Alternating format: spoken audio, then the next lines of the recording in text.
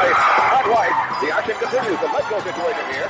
Allan Abelgas going up against a double team. Jeffrey Moore has open access to the bucket.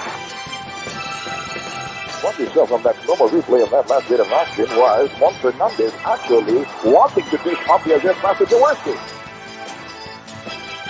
We're crossing the twilight zone. That's an eternity of basketball ahead of us.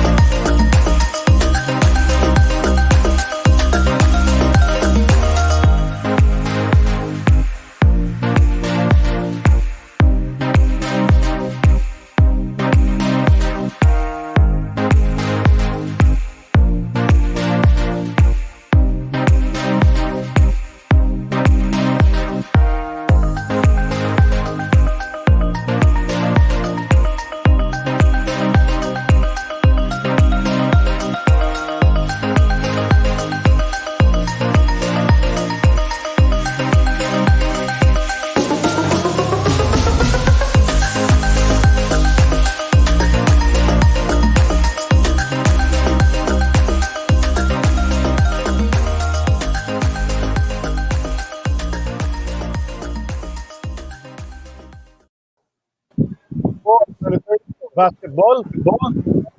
Pinaalala namin na parte kami ng Globally Ballin Network kung saan may ibang mga shows katulad ng Hang Time with Denise Dinsay, ang kanilang latest episode, episode 35 with Bok Morado.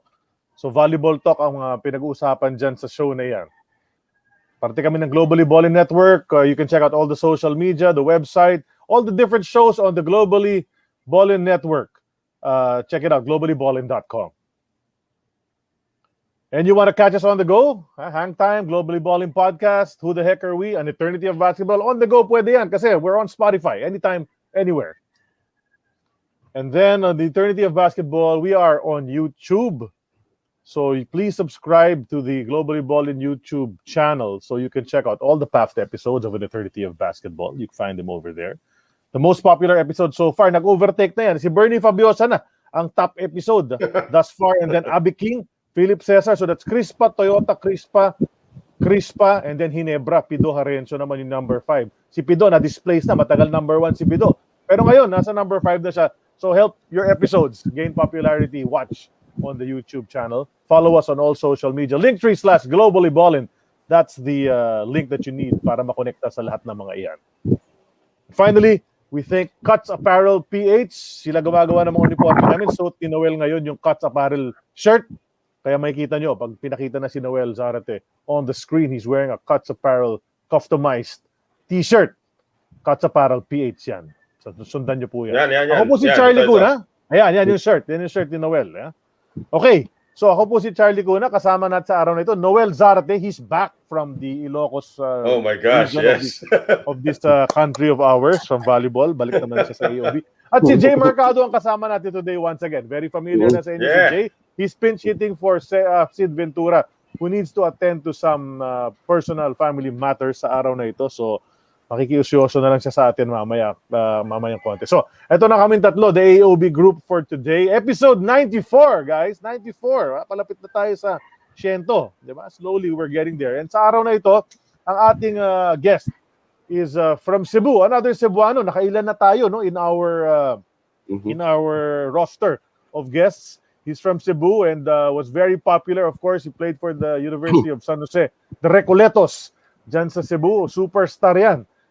Sa Cebu, came over to Manila, played for four, hindi three. Nagkamali kami dun sa unang post namin. 4 PBA teams dito for the Great Taste and Rich, Manhattan, Sunkist, Winston. Dami pangalan kasi ng mga teams niya. And then Tanduay, then he ended his PBA career with the Magnolia Ice Cream Makers in 86. We'll talk about all of that. Let's introduce him already right now. Let's bring in our guest. Mayong Buntag from Cebu. Sir Allan Abelgas, welcome to our show. Mayong Buntag, Charlie. Thank you for having me here. Good morning. It's a pleasure for us. Siyempre, lahat ng ating mga past PBA players, mga ano yan, gusto namin marinig yung mga kwento na mga naglaro sa PBA, mga idol natin dati yan. But so let's jump right into it, sir. Kasi baka mahaba-habang kwentuhan itong gagawin natin sa araw na ito. So, we'll ask right away, how did you get started in the sport of basketball dyan sa Cebu? Sino nag-introduce sa'yo ng basketball? Paano mo nahiligan ito? And what made you curious about it and wanting to learn how to play this sport that eventually you went pro? Well, actually, that's very interesting because I started as a child way back kindergarten. I was educated. I went to school, Sacred Heart School for boys. And the only sport that was really sort of promoted in the school was basketball, because all in all, we had 3 in the campus. We had 3 full courts and about 10 basketball goals, and every recess time we would fight for the ball given by the priests, and that's how I started, actually, the interest in basketball. And then did I know that you're the eldest in a family of 10 siblings, no? So marami kayo dyan. Pero so obviously no one older to influence you, but did your dad also play? Did your uncles also play basketball? Is this something that they encouraged you to do when you started doing it? Actually, my grandfather, mother's side, was the one who was very supportive of me in the field of basketball, because my father actually discouraged me from pursuing basketball. He wanted me to focus on my studies. So it was a hide and seek thing during my early years. So I got castigated for going basketball, but I managed to persevere. Okay. I have a question. I'm very interested about your roots. Your father. Kasi when I was doing my research on you, Mr. Allan, I discovered that your father was in the media, pala, and then your father actually wrote a popular song, joined the songwriting contest in Cebu, and won the contest. So I'm very curious. Kasi ganun din ako, nasa basketball din ako, but I'm also in the media. So tell us more about yung how your father was a media practitioner and a composer, and also a TV. I think he was a director also at one point. Tell us about your father naman. Well, my dad, when radio started in Cebu, that was DYRC, sa Elizalde Group, which was owned by the Elizaldes. Right. Actually, that was the first radio station, I think, in Cebu, and he was one of those first talents to go radio. And it was a fad then. I could see from the pictures that they were even ang sinusuot nila yung mga Amerikana talaga, napaka-decente. Right. Parang it was the fad for those times, and that's how we started as an amateur singing contest MC, together with some of the if you remember a very popular song, Cebuano song, Matud Nila. Yes. The composer is Ben Subiri. Ben Subiri is actually his godfather in their sa kasal ni na mama ko. Isa yon sa mga godparents nila, si Ben Subiri, si Iyo Carpo. So they were in the same shall we say, in the same company. and that's how he started in the media until much later on, when so many media companies came into Cebu, and he even went into television. Also, he had a show, the Sali Kami, which was supported by Philippine Refining Company, and he composed actually not only one song. That was the song that was released 1982, I think, or 80s already. 85. He won that singing contest here in Cebu. But he had two other songs, the Bisan sa Damgulang and Veronica. So I don't know of the other. These are the three most popular songs that my dad wrote, the lyricist. Your father, of course, is Larry Abelgas. Larry Abelgas was your father. And then he won the Metro Cebu Popular Music Festival Grand Prize with the song Langit ug Yuta. Yun yung So I'm very curious why you didn't follow in his footsteps as a musician, or eventually, of course, you went into TV. Pero I think, is that where the pressure came from? Huwag ka na mag-basketball, sundan mo na lang ako. No, in my early years, I remember he wanted to train me into declamation and things like that. But I grew up to be a really shy kid. I didn't want the limelight. I didn't want anything of it. So me now landing in the media, in television, ito yung na parang I was just pushed into it because it's about faith matters this time, and I wanted to take where my dad stopped in media. I wanted to how do you say it? Gusto ko nang tapusin man, kung matatapos man yan, gine-guide ko doon for the Lord this time. Okay. So if I were to have my way, I wouldn't have wanted to be here. Your background is industrial engineering, di ba? Yun yung course. Yes, I graduated BSIE, yes. Okay, were you able to practice it, in other words? Not. Right after graduation, I was advised to report to Manila, and because during my fifth year college in school, I already signed a contract with CFC. I was Orly Bauzon. Mr. Bauzon was in Cebu then. We were playing, and they were scouting for some players from Manila.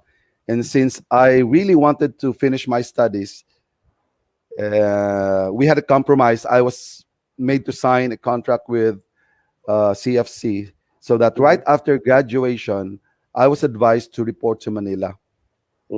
So I didn't really have a chance to practice what I went to school for.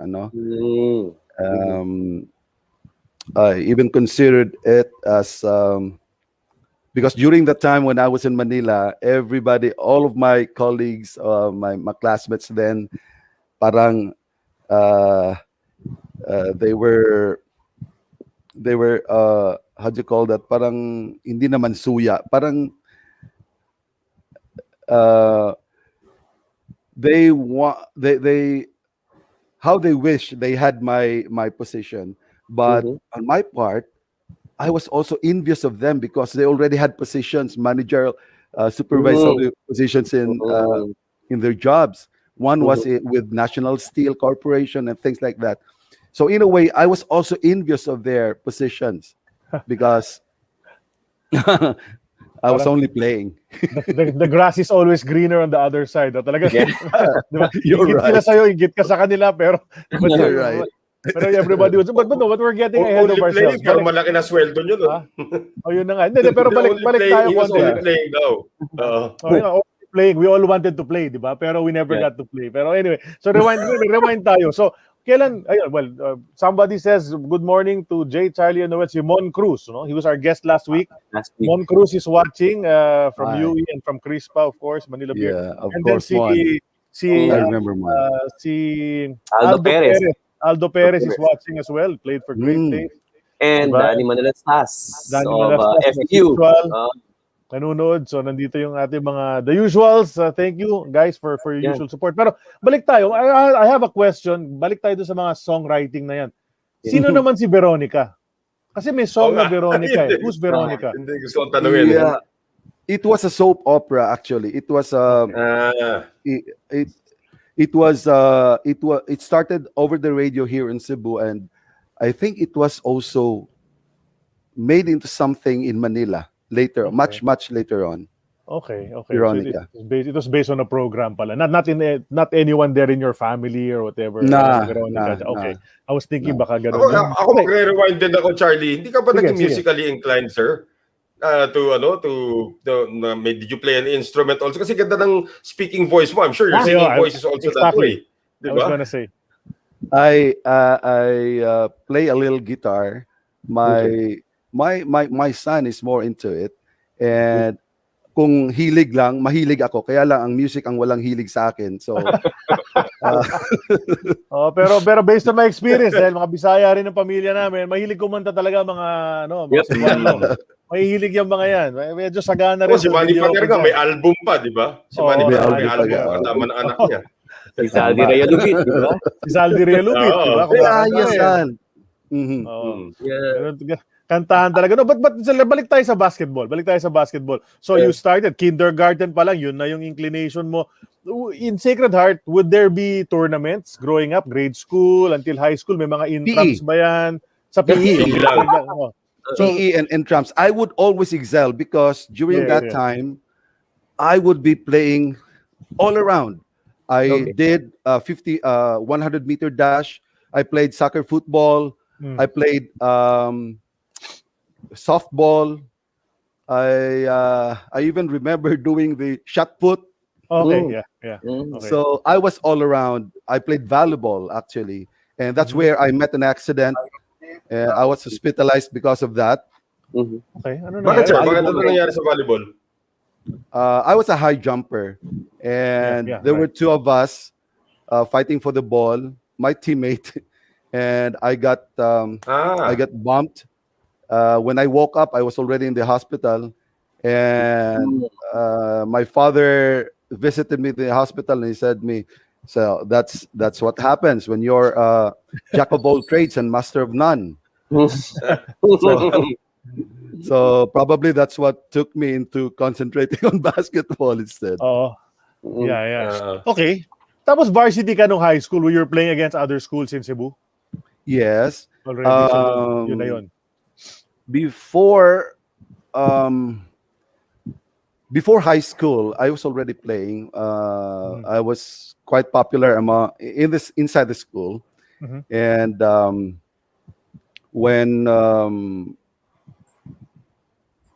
when martial law was declared, my father, being in the media, lost his job, and we were very many in the family. So not so many people know this, but I did go to Manila, and I started school, first year high school, a few days with Arellano University in Malabon. Okay.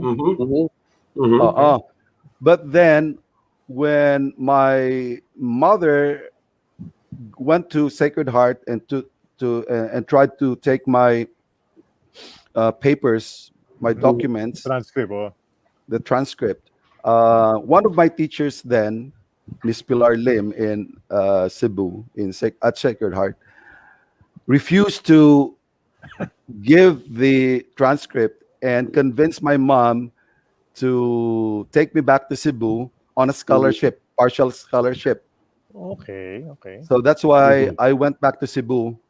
I started at Arellano. I didn't pursue because there were two choices then. Because I have an aunt with a WAC, the Women's Auxiliary Constabulary. And I was supposed to join her there at Camp Crame in preparation for PMA. Wow, okay. But my father was really against me joining the military. So that's why I went to Arellano instead, and I landed going back to Cebu.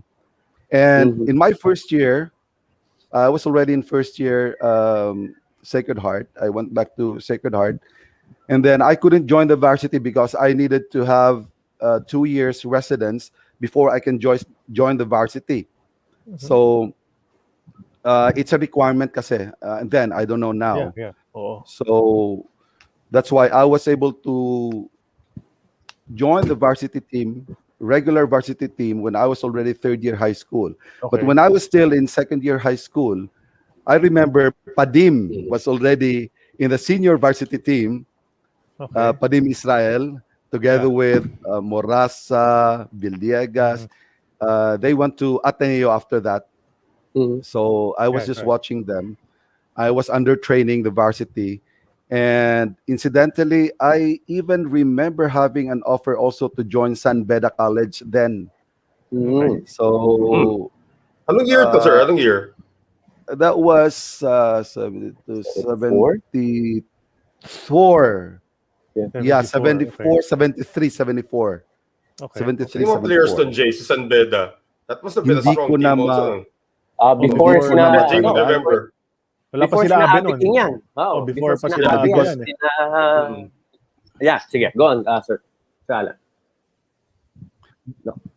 More popular names that I would be hearing dahil hindi naman talaga we didn't have a television at home and I was not much into it, but among us playing basketball, what would be popular, who were popular then were Hobalde, Banda, yung shooting by the board, Off the glass. and Jaworski, of course.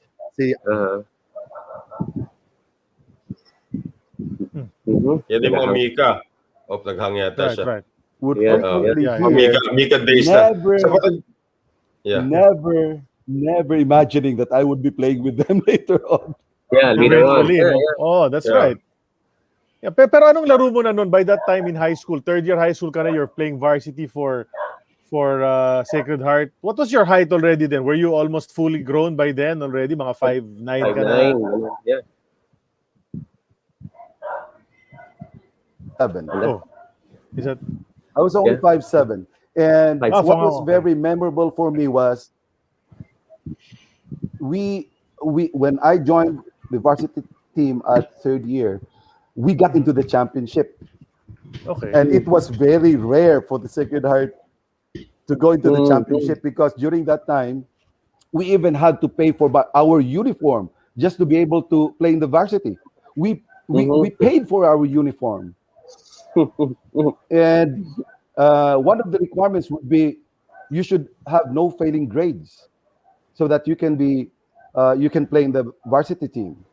So we were in the championship, and up to now, one of my teammates then could never forget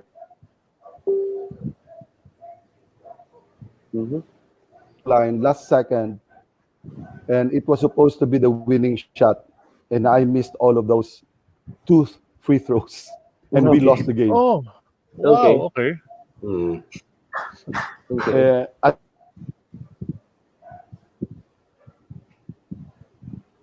Okay. Yeah, bumigay ng internet. Oh, He's in Cebu, right, Charlie? He's in Cebu yes, now. he's in Cebu. Yeah. But that's the thing about this show. You know, so his internet was very perfect. No, before the show we were testing this morning. Yeah. It was crystal clear and everything was good. Ayan. Nawala ka Kasi saglit, sir. medyo Okay. makulimlim din dito ngayon eh. I'm wondering where he was eh. Yeah, no, he's back. Okay. Okay. Yes, Sir, sir. are you there? Can you hear us? Okay. So Yeah. where were we? So you were saying you missed the two. Yeah, you missed the 2 free throws. Yeah. And we lost the championship against San Jose. Okay. All right. Against San Jose, the school that I was going into college. Yeah, that's right. So that year, in the summer of that year, after third year, I was made to join the Ed Macaulay Basketball Clinic, which was sponsored by 7-Up. And that's where I learned my first sa Cebu pa rin. So that was my first exposure to scientific basketball, and that's where I learned how to shoot properly. Ed Macaulay. Ed Macaulay. And in that clinic, I was only 5'7", but I was given an award as rebound champion. Oh, Wow. Rebound. Mataas nga talaga lumundag. yeah. That's one of the qualities. I would venture that to guess when time- you were playing volleyball, your position was outside spiker anyway, or open spiker, di ba? Kasi mataas ka nga tumalon. Yeah, but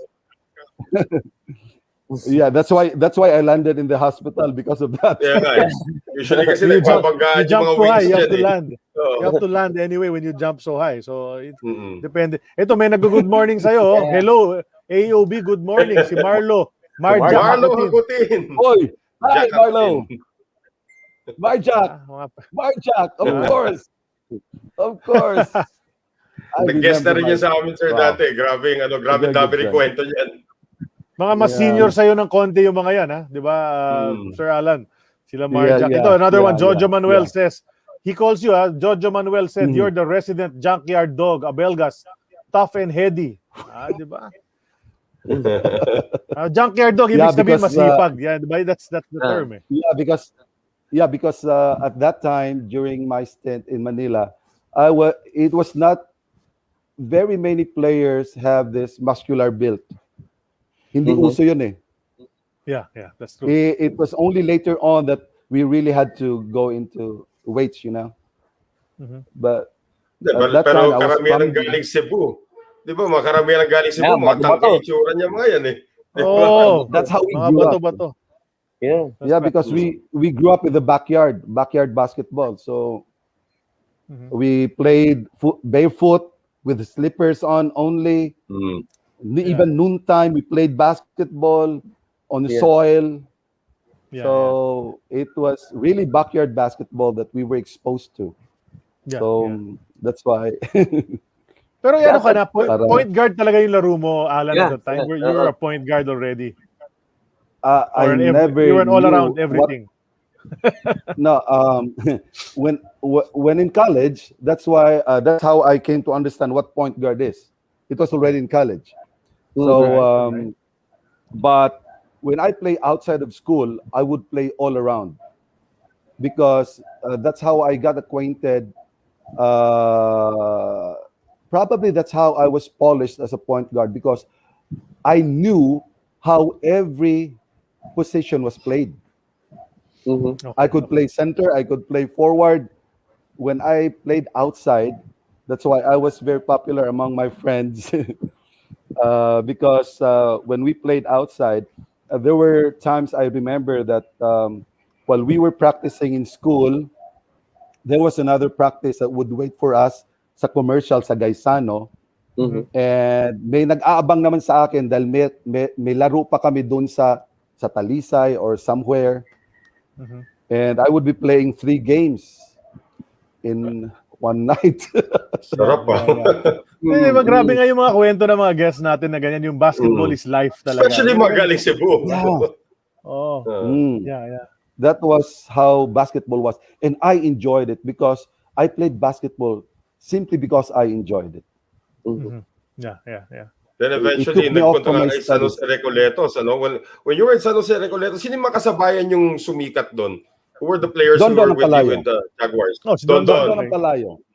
Right, Yeah. right. And Jojo Lastimosa was actually the one who took my place when I graduated from San Jose. When I was already out of school, it was Jojo Lastimosa who more or less took my place sa basketball there. So Okay. it was Don Don Ampalayo. There were so many great players in Cebu then. I was just the more fortunate one to make it to Manila. But I could readily mention some of my teammates then as Titing Manalili. They made it for some time. Pablo Yu was a very great player. Butch Senabre. Madami sila. Jerry Pingoy. Sure. Was, Jerry Pingoy. we played together in the commercial, but we were adversaries sa school. He was with UV. UV. Yeah. Yeah. Yeah, Pero so did you we met did you again. apply did you apply to USJR or did USJR recruit you out of Sacred Heart? No, from Sacred Heart, my first year in college was in CIT, was spent in CIT, Cebu Institute of Technology. Okay. Yes. So it was Even out the of Muppets, wala necessity ni that Ibet yun. it was out of necessity actually when I applied sa varsity, because first it was really school, because that's what my father wanted. Yeah. So it was not hard for me to enroll, because I had a 98 percentile with NCEE. So it was easy to enroll in college. So I was readily accepted in college. But then, out of necessity, because my father didn't have any job with the media because it was still martial law. So I decided to apply for the varsity team. So I started college varsity with CIT actually, but I didn't take it. Rizane, you remember Rizane, Doy Rizane? He used to play with Eco. Yes. He was a teammate there. He was a senior there. And I left CIT because I didn't quite like the coach then. So I went to San Jose because Manuel Baring, Sir Baring, already knew me from high school. So I was readily accepted by the coach at San Jose. So that's where I finished my school, BSIE. Maganda sana makwento natin how the competition was like in the CESAFI back then. Kasi ngayon, alam naman natin, when you talk about the CESAFI, that's one of the most competitive leagues in the Philippines. How was it like during your time sa CESAFI? UV na ba talaga yung malakas nun? O pumapalag naman ng USJR? It was named CAAA then. It was not yet CESAFI. It was Cebu Amateur Athletic Association. That was CAAA. It was, I would say, that was about the apex of Cebu basketball then, because most of the players were still confined to Cebu. When basketball became so popular in Manila that they went to recruiting players from the province, especially Cebu, they were taking out most of the very good players. So before that happened, basketball was very competitive in Cebu. As a matter of fact, it went to the point of having San Jose, UV, Southwestern.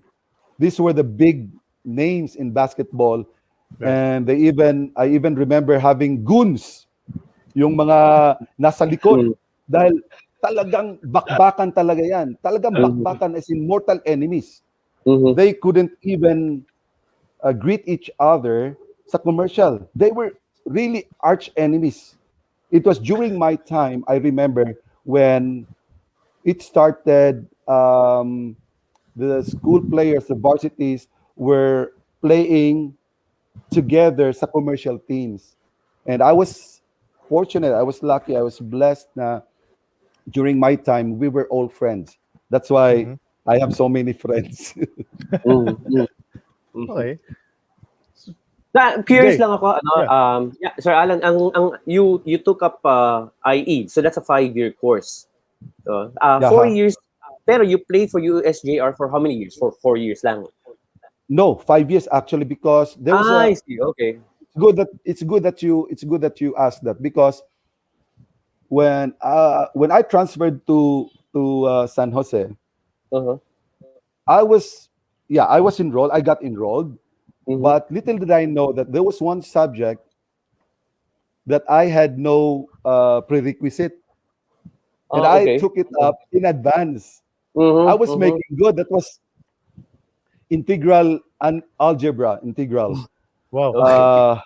I was doing good, but then I only found out later on that I didn't have a prerequisite subject for that.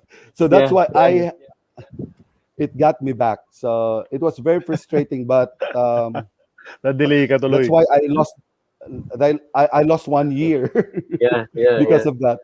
And the subject was offered like once a year lang, parang ganon. Yeah. I was even see. chided by my Algebra talaga, professor no? because Mahirap sa buhay. Oh, hassle talaga yung algebra na yan. Ayoko yung algebra na yan. But throughout this time, Sir Allan, so there you are, you're studying, you're getting your degree. You told me your father wasn't so keen on you making basketball your career. He wanted you to finish your studies and all of that. No? And aside from the fact that you had 9 other siblings, no?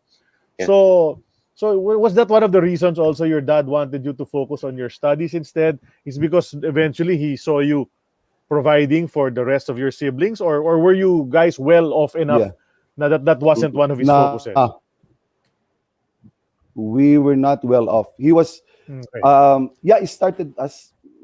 We're quite well off before the declaration of martial law, but then it affected him so much when all media institutions were closed during martial law, and while it was his dream that all of us would finish college, he was more or less forced into accepting my basketball career because he didn't have to spend anything when I was in college.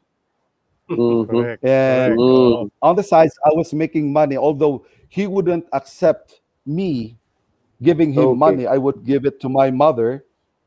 Okay. So, and she would gladly accept Yan it. ang tinatawag na Cebuano pride. of course. Yeah, right. Kasi ng tatay kasi. So I understood, and I loved him so much. So that's how it drew my love for basketball. Actually, it was just out of the love of the sport, and I really enjoyed it.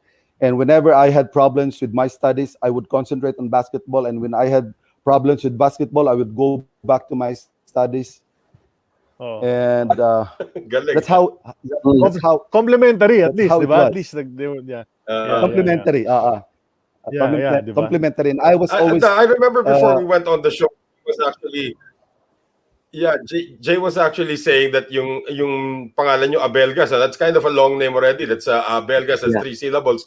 All of your siblings from you hanggang sa Abelgas, kailangan mabuo nyo yung syllables, yung letters ng Abelgas. So ABELGAS, ganon yung mga magkakapatid. So sumobra pang galing, ano? How did your father and your parents thought of that?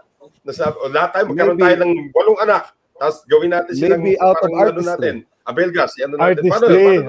Tama. Maybe out of his artistry.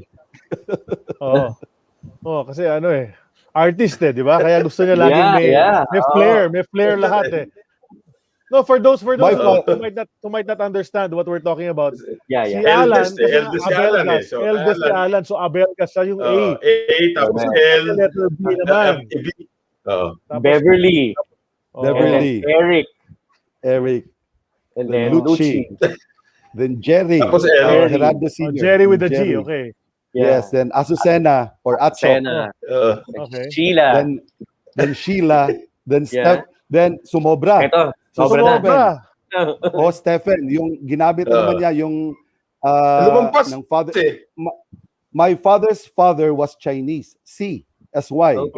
Okay. Kaya number Stephen and Yolanda. Yoli. Okay. So 9. May dumagdag pa natin. Sumobra pa ng isa. So P na naman yung middle initial ko. But what not everybody knows, meron pa akong extra sister sa labas, 3. Okay. So my father was so productive. Napakasipag talaga. Prolific. Okay. Hindi ako nagmana dahil 2 lang anak ko eh. Okay. And you've met your half sisters or half siblings? Yes. Okay, all right. Yeah, before my father died, they were readily accepted by my mom to visit us in the house. So we get in touch. So no problem. So hindi naman yung mom used to say, hindi makasama doon sa sabi ng mami ko ng mother ko, well, the children are not, doesn't have anything to do with the children. So So hindi naman yung stereotype na doon sa burol ay may dumating, nagtataka kayo sino't mga to, hindi naman walang gano'n na. Wala naman ganun. Wala naman. Doon sa nung I remember na during the burial of my father, actually their mother was there. Nasa malayo, hindi nag-join pero nandun lang sa malayo. Okay. And I had to reach out. I had to be the one to reach out. Yeah. It's good all right. for you. Ganon. Good. So, Good on you. out of delicadeza naman, hindi siya out of delicadeza, hindi siya. But I'm really glad to say it in public na nag-reconcile naman sila ng mama ko. Yeah. Oh, that's great. That's Many years great. after that. Those are the stories we need to hear, not the ones they show on TV na lagi nagbabakbakan yung mga tao. No. Because that's what I earned when I joined the Oasis of Love community. Yeah. Way back 1998. So I was able to convince my mom to let go and let God. So it was even very dramatic. Noel would appreciate this because it was very dramatic. It was one of the birthdays of my mother, and he told the three sisters, yung mga babae, na can you tell your mom to go to attend my birthday party on my birthday, to go see me during my birthday. And probably for the right reasons, hindi nga pumunta. But on the following day, the woman did go to see my mom the day after her birthday para wala ng tao. Okay. And that's when they hugged each other, they cried, and they reconciled. So I was very happy to know about that. It was very noble of my mom, very humble of her, very Christian of her actually, and she couldn't have done it without the grace of God. And it took my sisters they were really mad about that. They were very angry, but I told them, no, you should thank God for that, because it's only by God's grace that she could do that. It was not easy for her because she was already paralyzed at that time, and she was one of those the causes of her cardiac arrest. Okay. But then she managed to let go and let God. So praise God. That's great. That's a great story. Yeah, Amen. great. That's a really great story.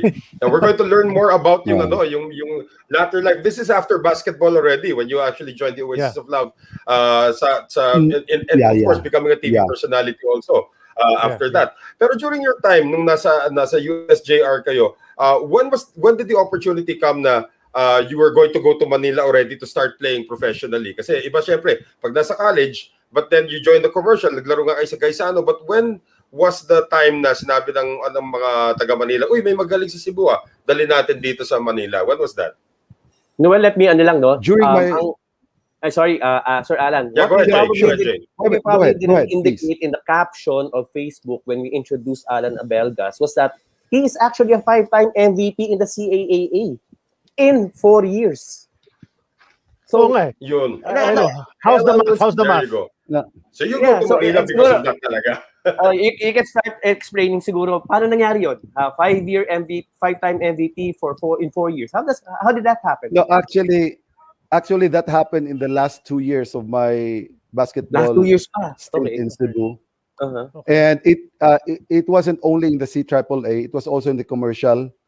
It was a mix. So the 5 MVP awards were both commercial and the school inter-school competition. And we also had 2 gold medals in the Palarong Pambansa. Okay. See, and 1 bronze medal sa the first. I was only a junior member in San Jose when we got the 1978 championship against Manila. Wow. And against Manila. And we got a bronze the following year. We got only a bronze sa Palarong Pambansa. But in my final stint with San Jose, and with my winning shot, we got a gold against Nila Lota. I remember that. In the championship then sa Dipolog City. So having that as a background, so I was scouted actually by, as I said, ni Orly Bauzon. They were there in Cebu. And much later, when I talked to Dong Distrito about years ago, sabi niya, medyo tunog na pala yung pangalan ko. Alam na niya na kukunin na pala ako. Narinig na niya na kukunin na ako doon sa ano. And why was Orly Bauzon there in Cebu? Why was he going there? Was there because of these tournaments that were being held? Yeah, he really he really went there to scout. Okay. Pero ano yung mga what do you recall so you had that 5 MVP stint in 2 years when you were in Cebu. So you were playing for your school, you were playing for commercial teams like Gaisano, you said Atlas Mining, yung Seiko, di ba? So you were playing with different. Sino yung mga who were the contemporaries na sumikat during that time? Just to give us an idea of the kind of talent you were playing against. And also, how do you recall yung mga numbers mo? What kind of numbers were you putting up during that time? It was from everybody wanted the number 4. Meaning you're the captain ball, right? Correct. Yeah, that's the usual thing. So I got to be a captain ball for San Jose for 2 years. Actually, my final 2 years, I was captain ball. But during my time, you would know the names. B-Boy Rabanes. Yeah. Dodi Ramas. During my junior years, Leo Pagdontalan was not from Cebu. He's from sa Iloilo. My bad. Okay. So ang sa amin naman si Twadles, Arnold Twadles, Arnie, UV, Marlo Agupin. Yeah, I was junior to them. I was junior to them. Pero Anthony Mendoza, Eddie Boy Mendoza. Okay. So John Naharo was played in the Mika sa Box Jeans. Willie Generalao. Of course. I was pit against Willie Generalao sa 1-on-1. Wow. Okay. We had a match. Generalao was the 1-on-1 king sa PBA. Tinalo sa he won in the PBA 1-on-1. Yeah. But I won against him sa Cebu. Wow! Di ba? Tinalo Sana ka nasunood si Coach Willie. Coach Willie ito. And Ronnie Albor of Southwestern yata, di ba? Ronnie Albor, yes. Dong Albor. Yeah. Dodong. I got to eventually si Jay Ramirez. Di ba? Eventually si Jay Ramirez. Yes, right. Peter Howe. Juntan. Juntan. And then there's the guy from Crispa, si Espinosa. Yes, Espinosa. Pero older na yun. Marami. But they were ahead of me. But yung contemporaries ko talaga, si Anthony Mendoza, si Jerry Pingoy, si Donton ng Palayo. We played with the same team. Donton ng Palayo. Okay. Oo. How about si Ponky? Ponky. Ponky. Of course. Si Ponky Alolor. Yeah, si Ponky Alolor. Lalaro pa rin. So we played for the same team sa May Seiko. abang pa. You played together sa Seiko? Teammates kayo? Yeah, we played together sa Seiko. Yeah. Si Ponky. Yeah, the lefty. The lefty. Sino pa? Power forward. Yung sa Mariwasa, si Woodrow Balani or Honda. Woodrow Balani. Yeah. Woodrow Balani, yes. Woodrow Balani pa. Yeah. So the basketball games then were very exciting because it was very competitive. Exactly. Remember, I told you that we lost a championship because of my free throws. I learned from that because when I was in college, we won our championships by the free throws also. The first team that misses the free throw would be the one to lose. Okay. So we won the game. So sinigurado I was mo na, only 5'9". I was only 5'9". And we were not that tall. Our team was not that tall. They were Southwestern were really UV, CCC. Yeah. So we had to make do with what we have. And, well, naawa naman ang Diyos sa amin, nakakabuha pa rin kami ng mga championships. Si Al Solis ba was already playing during that time? Yes. Al Solis. Kasi UV pinoint naman out yun, na ni oh. Victor. Si Victor Solis pointed out. Victor Solis kasi said, there's a comment from Victor Solis. Allan Abelgas always the perennial MVP, whether CAAA or in commercial league sa Cebu. He played for CSJR and Gaisano, a deadly shooter and strong rebounder for his size. Ayan sabi ni Victor Solis. Right. And he also reminded us that Al Solis was around also during that time already. Yes. Just want to educate the younger audiences dito. Pag Thank you. Triple C, pag sinabing Triple C kasi, di ba, CCC, yun yung Cebu. Ano ba ibig sabihin ng Triple C? I forgot. Ano? Ha?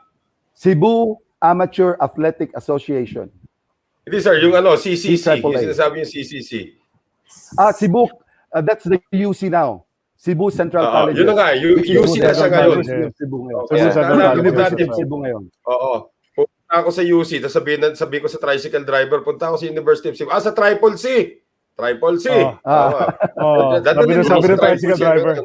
Triple C pa rin ang tawagan Ganun talaga doon. Yung po yung school na nag-produce kay Don Ontiveros at sa kay John Mar Fajardo eventually. Yes. Pero Triple C nga siya. Sila Rabanes, galing doon. Sina Barabanes. Sidebar lang, Sir Allan. Kailan kayo nagpatubo ng bigote? Kasi lahat ng PBA annual photos niyo the whole time may bigote. Ngayon nagulat ako doon, nakita ko kayo kanina, wala kayo bigote. So, tell us about that.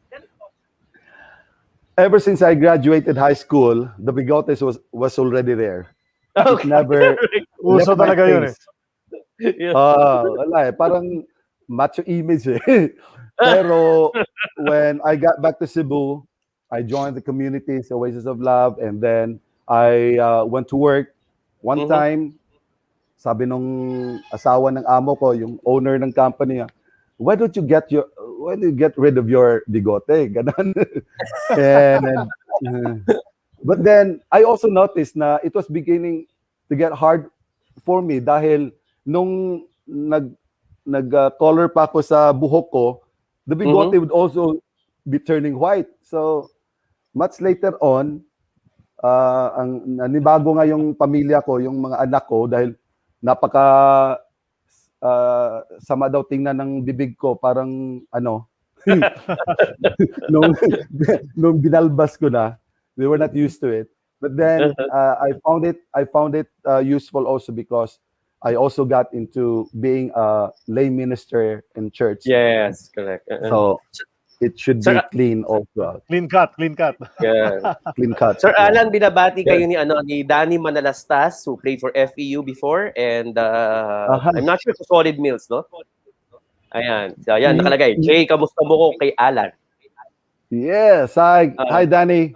Thank you. Siya nanonood din pala si Bernie Fabiosa.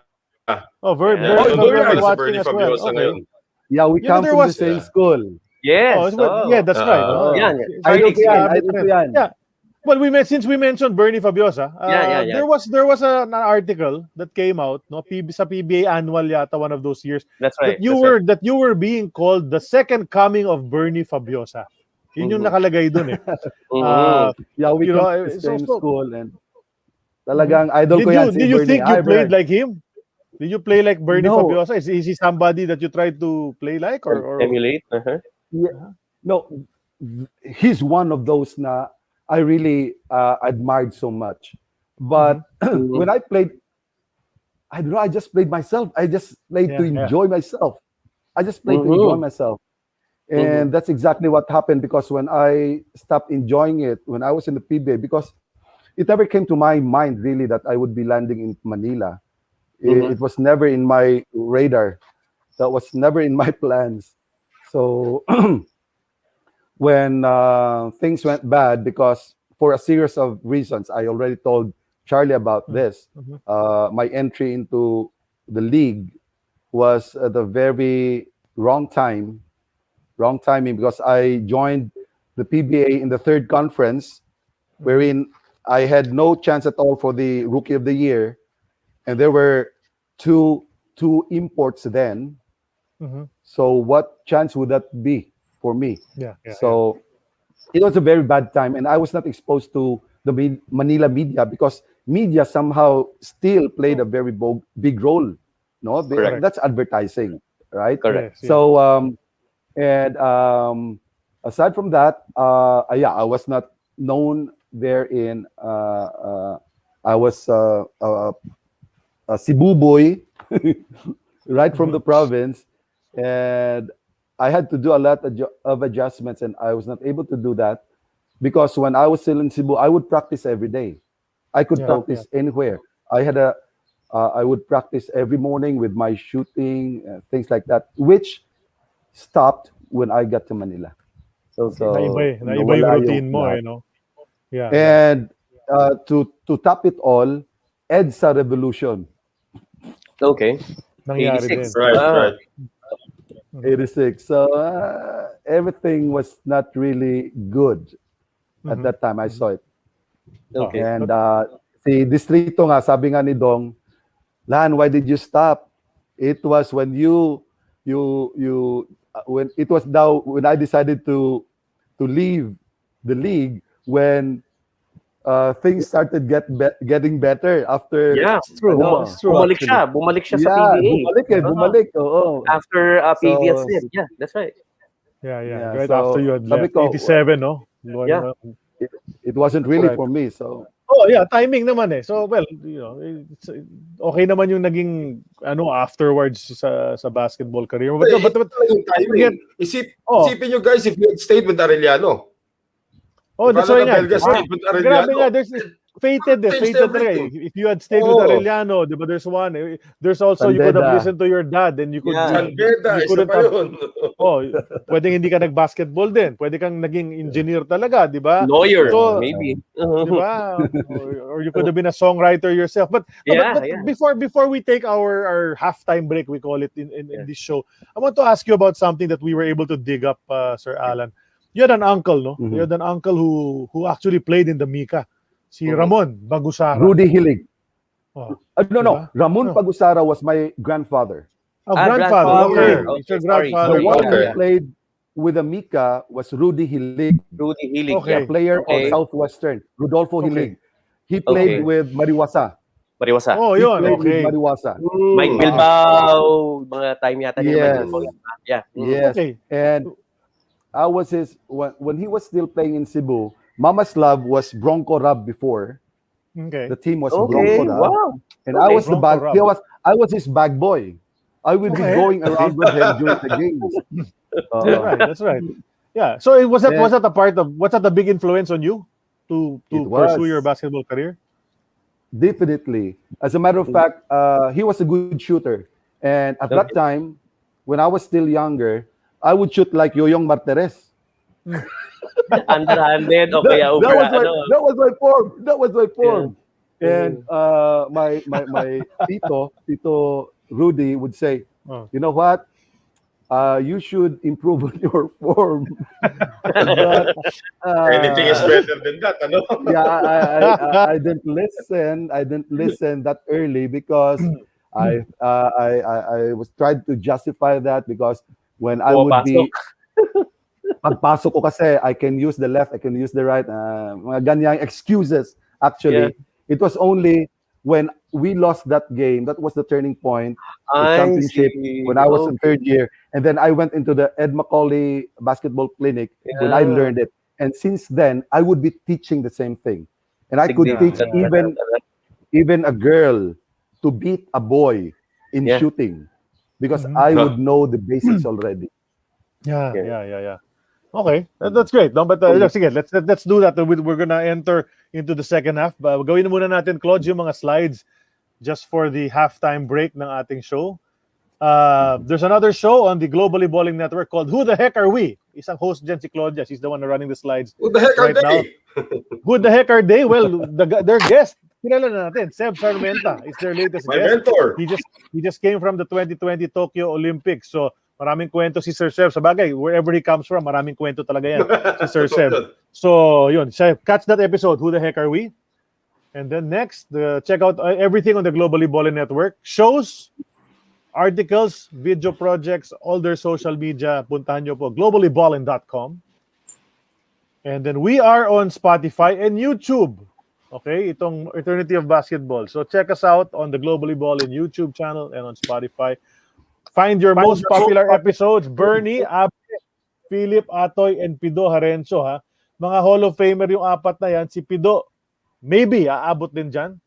But alam mo, let's bring doon mo malalaman na ECQ, Charlie, kasi binalikan nila yung mga episodes. That's right.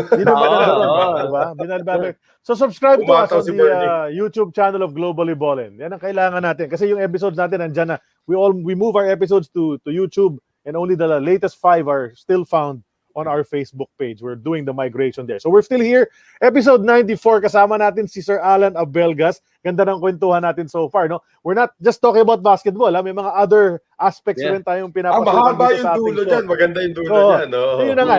But so now let's get into it. We already actually touched on it. So finally nga, na-recruit ka ni Orly Bauzon. You came to Manila, but you were supposed to play for the amateur team of CFC. Yes, which is but the Mika folded. Disbanded. So, So ano nangyari? Take us through that. Tatlo kami noon. No, apat yata. Tito Antonio, 2 of us were from Cebu. Tito Antonio from CCC or UC. Si Noel Guzman. Yes, correct. And Joel. Leo Isaac. Okay. Yeah. Leo Isaac. No, not Joel. Leo. Si Noel lang. Leo Isaac. So, so we were practicing with a PBA team since we had no team to practice dahil wala na yung amateur. So while we were practicing, we were at the end of some time, it was decided that we were absorbed into the PBA team. So that's why we joined sa third conference na. I think you also did Leo Isaac played for Presto? For Great East? in the amateurs. Yeah. In the amateurs. Yeah. And the amateur too. Yeah, and I think you forgot to mention also Joey Loizaga and Marias, no? They were practicing also with the pro team. No, not with but they were part of the Presto Mika team. CFC. No, I didn't know that. Actually, I wala akong alam kung sino yung tungkol doon sa Presto na ano. Curious lang ako kay Leo Isaac. Curious lang kay Leo Isaac pala that he was supposed to play in the Mika team kasi yung recruitment sa kanya was with Ginebra already na yung pinuntahan siya. Nung 86 his first game was against Great Taste. Yun ang kwento niya. Kailangan niya patayin si Ricardo Brown. Medyo tumagal pa siya. I was traded for Ricardo Brown actually. Kaya na-transfer ako sa Manhattan because my contract was still with I was traded with Ricardo Brown. Okay. Oy, gandang trivia yan. Can you explain how that happened? Honestly, I didn't know. Well, I was not doing well. So apparently, Ricardo Brown was a good choice because I knew that from then on, kaya nung isang game namin na against Great Taste din, doon ako naging player of the night against Ricardo Brown. Dahil siya pumalit sa akin eh. So that was the only time I got that award, by the way. At least you did. I think I was able to play against him, and there was another guy with a Ventures for Victory. When I was still amateur, dito sa Cebu, we were pit against the Ventures for Victory, and they already knew about me. Nagkaano na rin kami noon because that was the height of my career then kahit na I was in a very good shape. I could do almost anything, so kahit na Amerikano, kahit na anong height, it wouldn't matter to me at that time. Did you know who Jimmy Mariano was before you came to Manila? No. Honestly, because I was not really into the Manila leagues, So, as I said, I never really dreamt of being there in Manila. So, wala ako doon. It was only I got to know Jimmy Mariano si coach nung nagpunta na ako ng Maynila dahil siya na ang nag receive sa akin, and he took me to a tour sa Manila. We went to places there, introduced me sa team. Okay. So that was the only time of course I knew Jimmy Mariano was also a legend in basketball. Yeah, that's right. As a player, as a player. And Orly Bozon was the first time. I'm sorry, Orly Bozon was the assistant coach at that time of Enrich? Yeah, the assistant coach. Jimmy. That's right. Okay. That's right. So yun yung natural. It was Orly Bozon who I met in Cebu. Correct.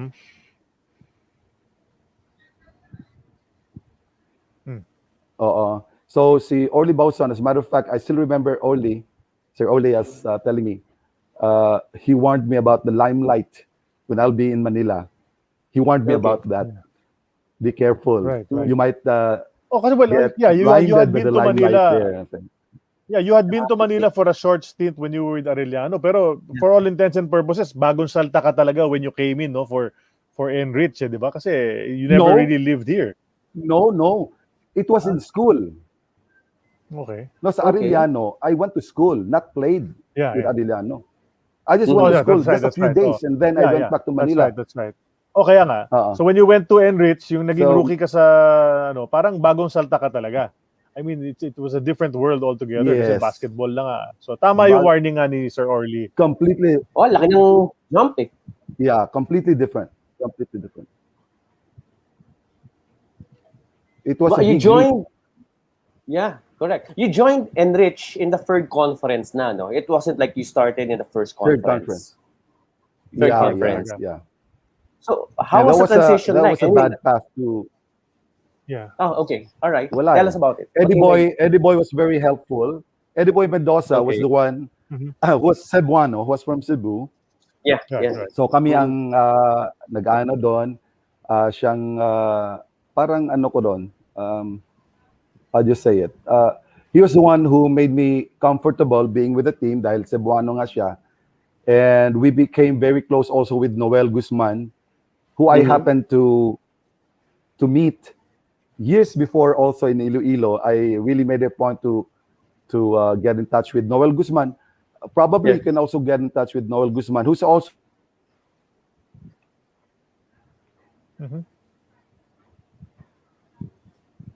May lag ba? Nagdano siya. Is it just me? Nag-freeze siya Minsan talaga. hindi ko alam kung ako lang o ano eh. Kasi ako. Kaya gumagalaw-galaw din ako. Yan. Sir Allan. Yes, sir. Go ahead. We missed you. Nag-lag ng konti. Yeah. So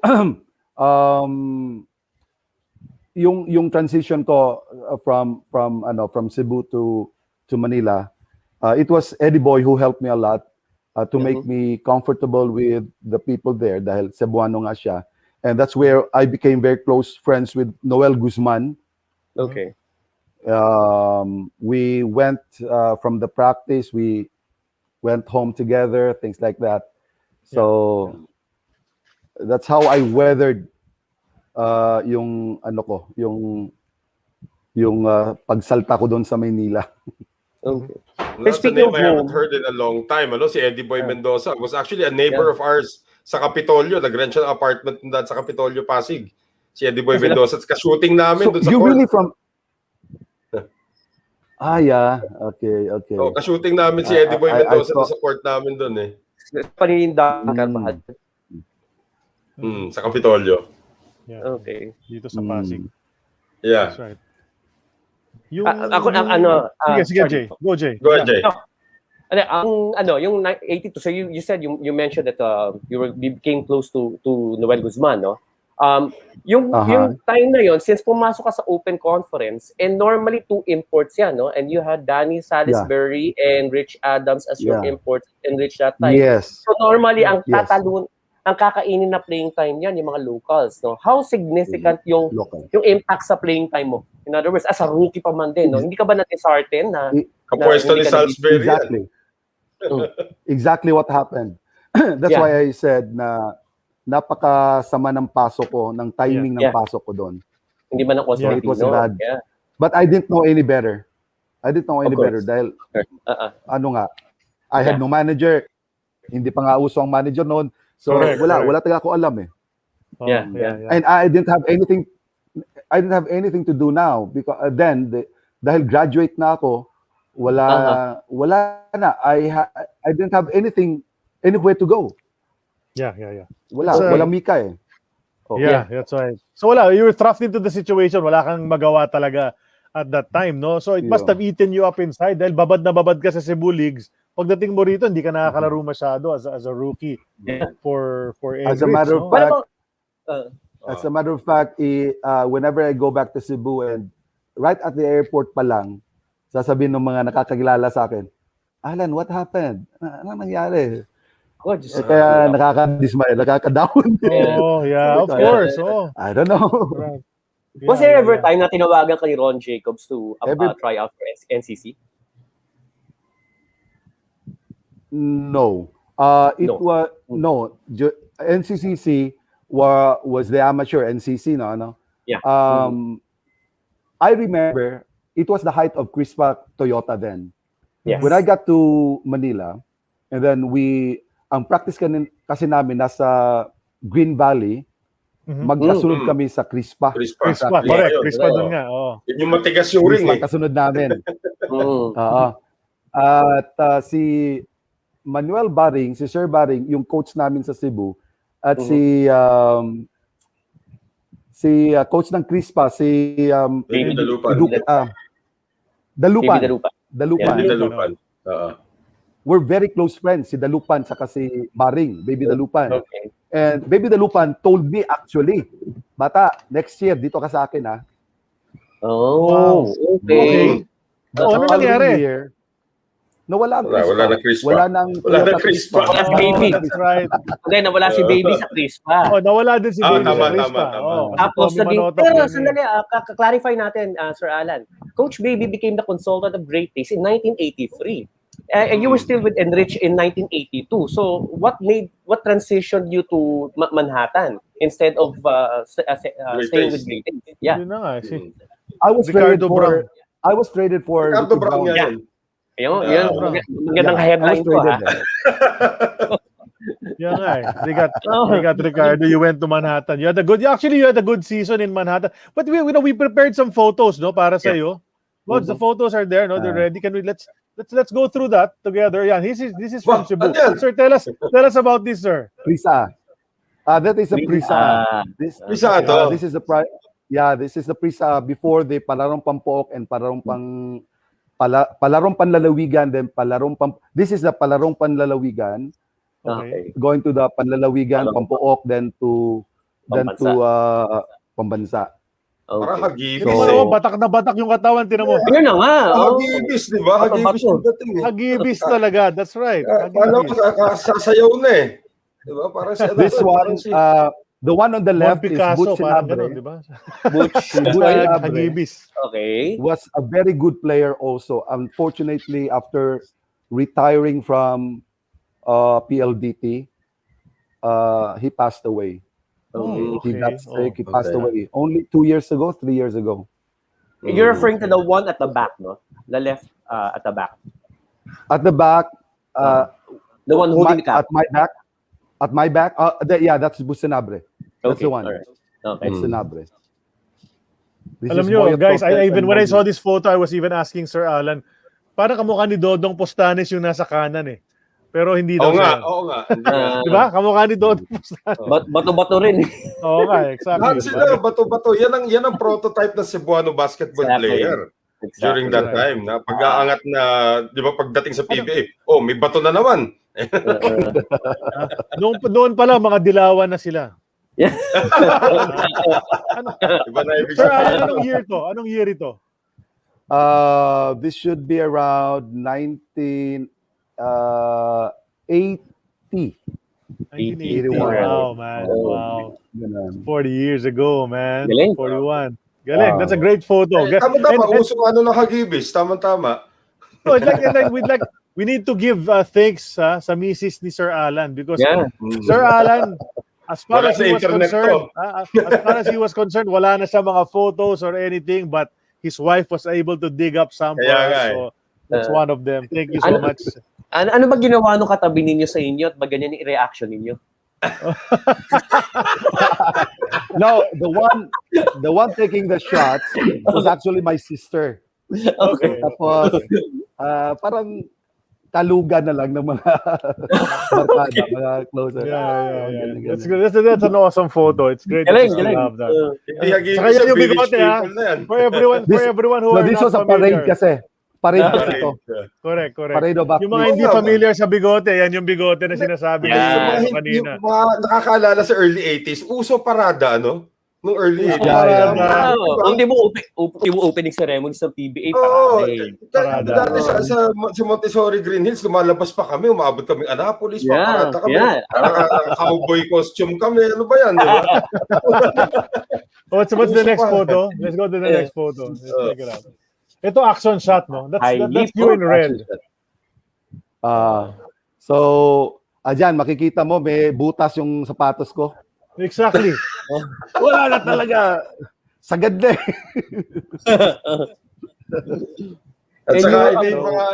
At saka obviously, hindi televised itong laro. Hindi televised itong game.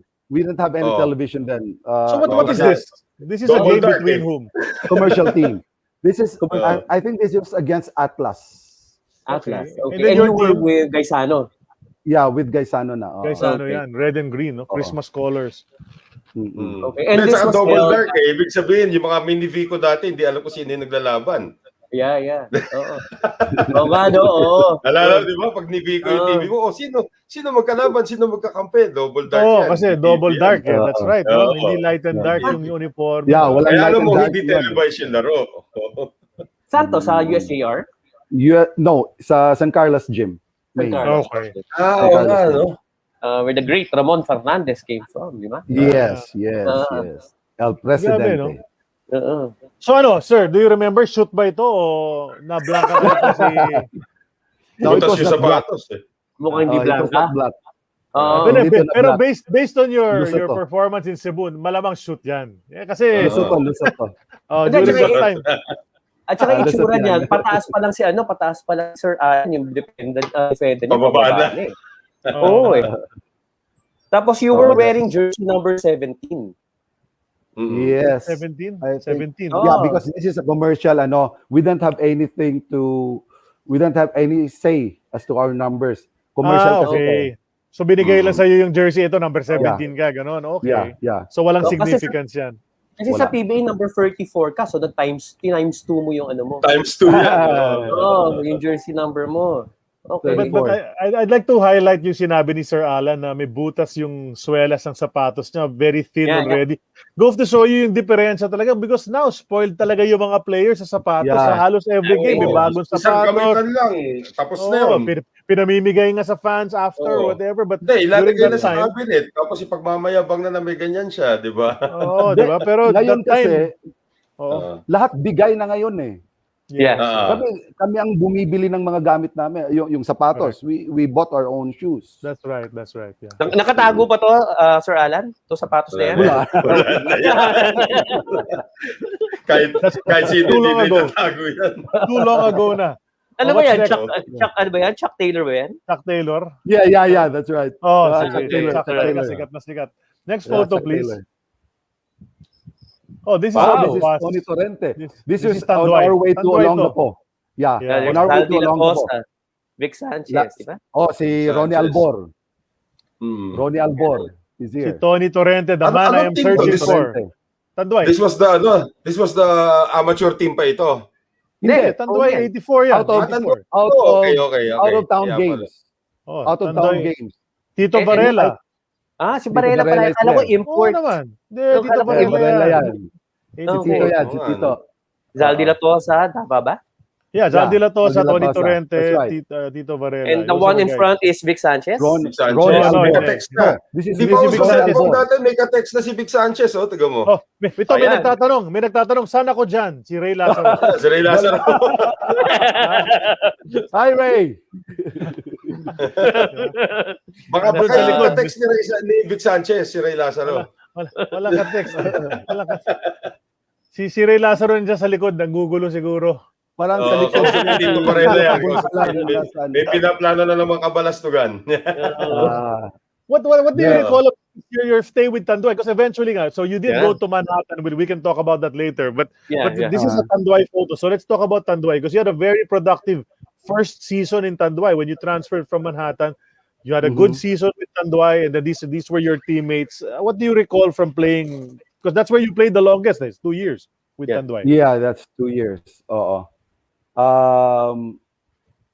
It was, should I say, it was the best years I had in the PBA, and I gained friends. As you can see from the photo, napakarami. Si Jerry Pingoy, nakasama ko rin dyan. Yeah. Si Tony Torrente, I just got in touch with him only, I think, months ago. Okay. He's outside, I think. He's working outside na. So, we're hoping to get him. Memories ko dyan is... Yan ang magandang guest. Yeah, exactly. Yeah, but none of those kasi na ano talaga. Although that was my best sa experience sa PBA, but I never really did good in the PBA. As a matter of fact, the first time I talked with Charlie. Sabi ko nga, di ba, Charlie, I told you na there's not so much to talk about that because I didn't have any. I felt I didn't have a colorful stint with the PBA, so I didn't want to talk about it. But eventually, I submitted dahil nasabi ko naman sarili ko, well, what the heck? Sino ba naman akong you took the effort to do that, and why should I say no? So thank you for that. The one thing. Thank you talaga. Talaga, hindi kasi okay nga. Tinan mo yung sayang na kwentuhan natin eh. But so Tanduay was good because there were some things that happened when you were in Tanduay. There was a transition. In 1984 kasi, okay, just for everyone's information, so that the team of Tanduay in 84, Torrente, Paguntalan, Lalota, Latosa, Lazaro, Pingoy, Capasio, Albor, Mendoza, Abatuan, Yango, Varela, Tan, and of course si Sir Allan Abelgas. But in 1985, there were some changes that were made because guys like Abet Gidaben, Bert De La Rosa came back. You had Abet Gutierrez came back. Hubalde was there. Padim Israel, Onchi De La Cruz. So lots of changes. How did that affect you as a player? And was it a better team? The 85, obviously. I guess you'd say it was a better team overall, talent-wise. And anong nangyari? And then eventually nawala si Abet. Because Juan Fernandez came in that well, sometimes controversial but much celebrated trade if you're a Tanduay fan. Tell us about there were many things happening kasi noon. Because if you remember, this was the period, this was the lowest time of the PBA because I think there were only 6 or how many teams? Yeah, that's right. 6. No? Dahil 6 teams plus NCC. Ato na to eh. Pa-EDSA na to eh. That's right. Devolution eh. So, the league was not doing that good. And Beerhausen, I think, was disbanded. Kaya nakuha namin si Mon. There were many things that were happening. Here and then. So it was a very bad time for the league. Yeah. So how was it? I mean, with the transition, with the entry of Abet and Padim and the rest of the guys, ano yung impact sa team itself? Anong impact sa moral ninyo? Mga veterano na yung mga dumating, mga superstar. Okay. Sa akin, wala. As a matter of fact, I was even happy to have them. As I was telling you na hindi ko lubos akalain na makakasama ko itong mga superstars na to, no? Yes, right. So, and you were second to the last, nung 1983. So 1984. So it's not that the team was really doing well. It was not doing well. Yeah. So parang ganun. So with the entry of these guys, so I'm pretty sure they were welcome to you, no? Yeah, they were welcome to me. So para sa akin naman, my principle has always been kung saan ako makakatulong. I was always been a team worker ever since. Yeah. When I was in Cebu, I was a team captain for 2 years. Sabi ko nga sa teamwork was very important to me. And this is the one of the, shall we say, values that I got from basketball, that even throughout the years when I was already working, this is one of those things that I really emphasize: teamwork. Very nice, very nice. Yeah. Let's see that picture. Yeah. Can we show that picture? But Sir Allan, eventually 85 naging teammate mo si Willie Generalao, who you said kasama mo sa Cebu, and then si Padim Israel rin, kasama mo rin. No. Ay, hindi ba? No, hindi ko nakasama si Willie. Dahil nahinag na si Willie. 86 pala pumasok si Willie. Tama right, ba? right. 86, yeah. So, wait, I think it's 85. Hindi, 85, yeah. He came in 85. That's when Jaworski became the playing coach of the... Yeah, 85 si Willie eh. Kasi, di ba, also hindi ba? You don't recall na nagsabay kayo ni Willie on the Tanduay team? Yeah, but nagkasabay mga... No, Willie at that time was with Gilbis Gin. Up to 84, sir. Up to 84. 85 nagtanduay na siya. That's under I would know. I should know. Yeah. Sobrang tanduay fan ako eh. So, sabay-sabay sila yan. Baka nanonood si Coach Willie. Tingnan natin. Oo nga. Nagkakosabay si Willie. Tagalan namin hindi nakikita ni Willie ah. Nandito siya sa di ba? Malapit sa inyo, Noel? Malapit kay Sid yata, di ba? Kainta. Sa may Kainta. Well, so pero Noel, normally you'll ask this. Unahan na kita. When you entered the PBA as a rookie in the third conference of 1982, so you saw your first action when you entered. Who's the first PBA veteran who said, "Welcome to the PBA, Mr. Abelgas"? Then he hit you. Sino yung unang? Sino unang nag-welcome sa'yo? Jawo, ano naman? Dapat talaga, no? Si Jawo. Dapat talaga, may lag tayo ng ganun eh. Jawo, ano nangyari? Sige, sir. Can you remember? Okay. It was in Araneta. Okay? And so, Araneta yung laro namin. Nandiyan pa yung Toyota eh. Pa yung Toyota eh. So, I ran after him for a block because he was, he was the one he was going for a layup. And then when I went his way, blocked it, tinira ko dito sa throat ko. Wala na. Ganun. Sinap ka. Si karate chop talaga eh. May foul, wala. Karate chop. Wala. Hindi tatawagin yan. Wala. Rookie, tapos Jaworski. Walang tawag yun. Oh my gosh. Alam nyo, just for the benefit of of our viewers, Mr. Abelgas is just being very humble, ha? He said he had a very yung career niya hindi masyado ganong impressive. But let me share to everybody. He averaged 9.7 points in 1983 for the Sanyu group of companies, no? In 1984 he averaged 9.5 points a game. No, in 38 games with a game high of 35 points. Do you remember that 35? Yeah, do you remember that 35-point effort? Baka yung kalaban yung great taste na nag-best player. Pinaglaro mo si Kasi 35 points. You scored 35 on Ricardo Brown. For 2 seasons. You average almost 10. Sabi nga ni Ray Lazaro, all I can say, he's a good guy and a good player. That's what I remember about him. Sabi ni Ray Lazaro, di ba? So, yun na nga eh. You average almost 10 points a game in 2 seasons with a high of 35. Wow, that diba? Ano yun eh? Incredible. It is. Diba? Yeah, so, you're being too hard on yourself eh. Kasi sanay ka kasi, yung nasa Cebu ka kasi bumi 25 ka, 25, 30. Pagdating mo sa PBA, 9.5 na lang. Kaya, that's why you're pero isipin nyo akong 35, bantay si Ricardo Brown. O, di pa, ano na yun, di ba? Oo. Diba? I don't know. But that's crazy, no? But sige, let's look at the next photo on the slide. Ayan, ano to? Si Alba versus number 17. Ito yung tatay ni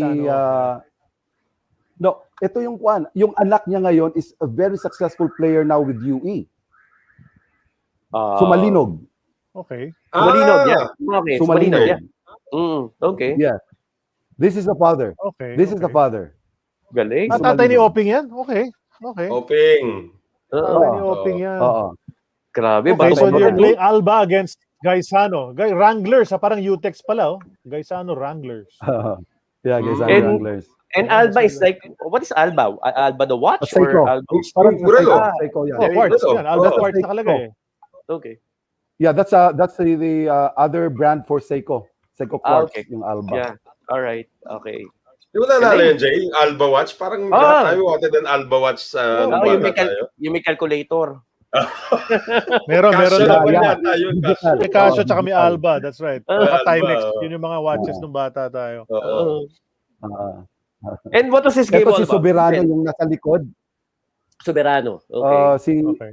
Soberano, if you remember, yung malaking tao, I think he was able to play here in Manila, pero hindi nga sa pro. Pero I think he was able to play in the amateur sa In the Manila. PBL. Yeah, okay. PBS, si Soberano. Yeah, I'm trying to recall what team. But anyway, sige. And what was this tournament all about? Interclub ba to? Or this is all of the commercial? Sa ano yan? Sa Commercial. Cebu yan. Kaba, sa Cebu. Kaba. Okay. The Cebu. Ito yung nag-MVP amateur kayo. basketball. I think so, yeah. Probably, yeah. Wala, pero hindi ko magat sa fake eh. Parang pa-fake. Oo. Hindi ko magat yung defender. Pero malamang Hindi shoot na naman nakapreso to. yan. Hindi nakapreso. Tumatakbo pa rin yan. Basta para sa atin, shoot lahat yan. Oo. Shoot Nanonood lahat din pala nangyari. ngayon si Nandy Garcia was watching earlier. Wala na siya Nandy, dito okay. ngayon. Yeah. Yeah. Okay, wala na si Nandy. No, later on na yan, mas bata na, mas junior na yan kay Sir Allan, si Nandy Garcia. Yeah. Played for Adamson University. Yeah.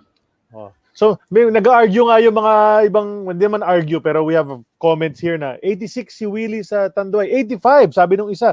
Anyway, as far as I know, it's 85. But Tinext ko na si Coach Willie. Ewan ko, di pa sumasagot. Yeah, pero 85 eh. Halos sure ako eh. Pero anyway, sige, but okay. See, sir, I told you, mga pictures, meron tayo. Sige, next photo. Tatay ni Oping yan, ha? Ito, sinasabi ito. mo. Ito yung kumarati sa inyo. Number 7.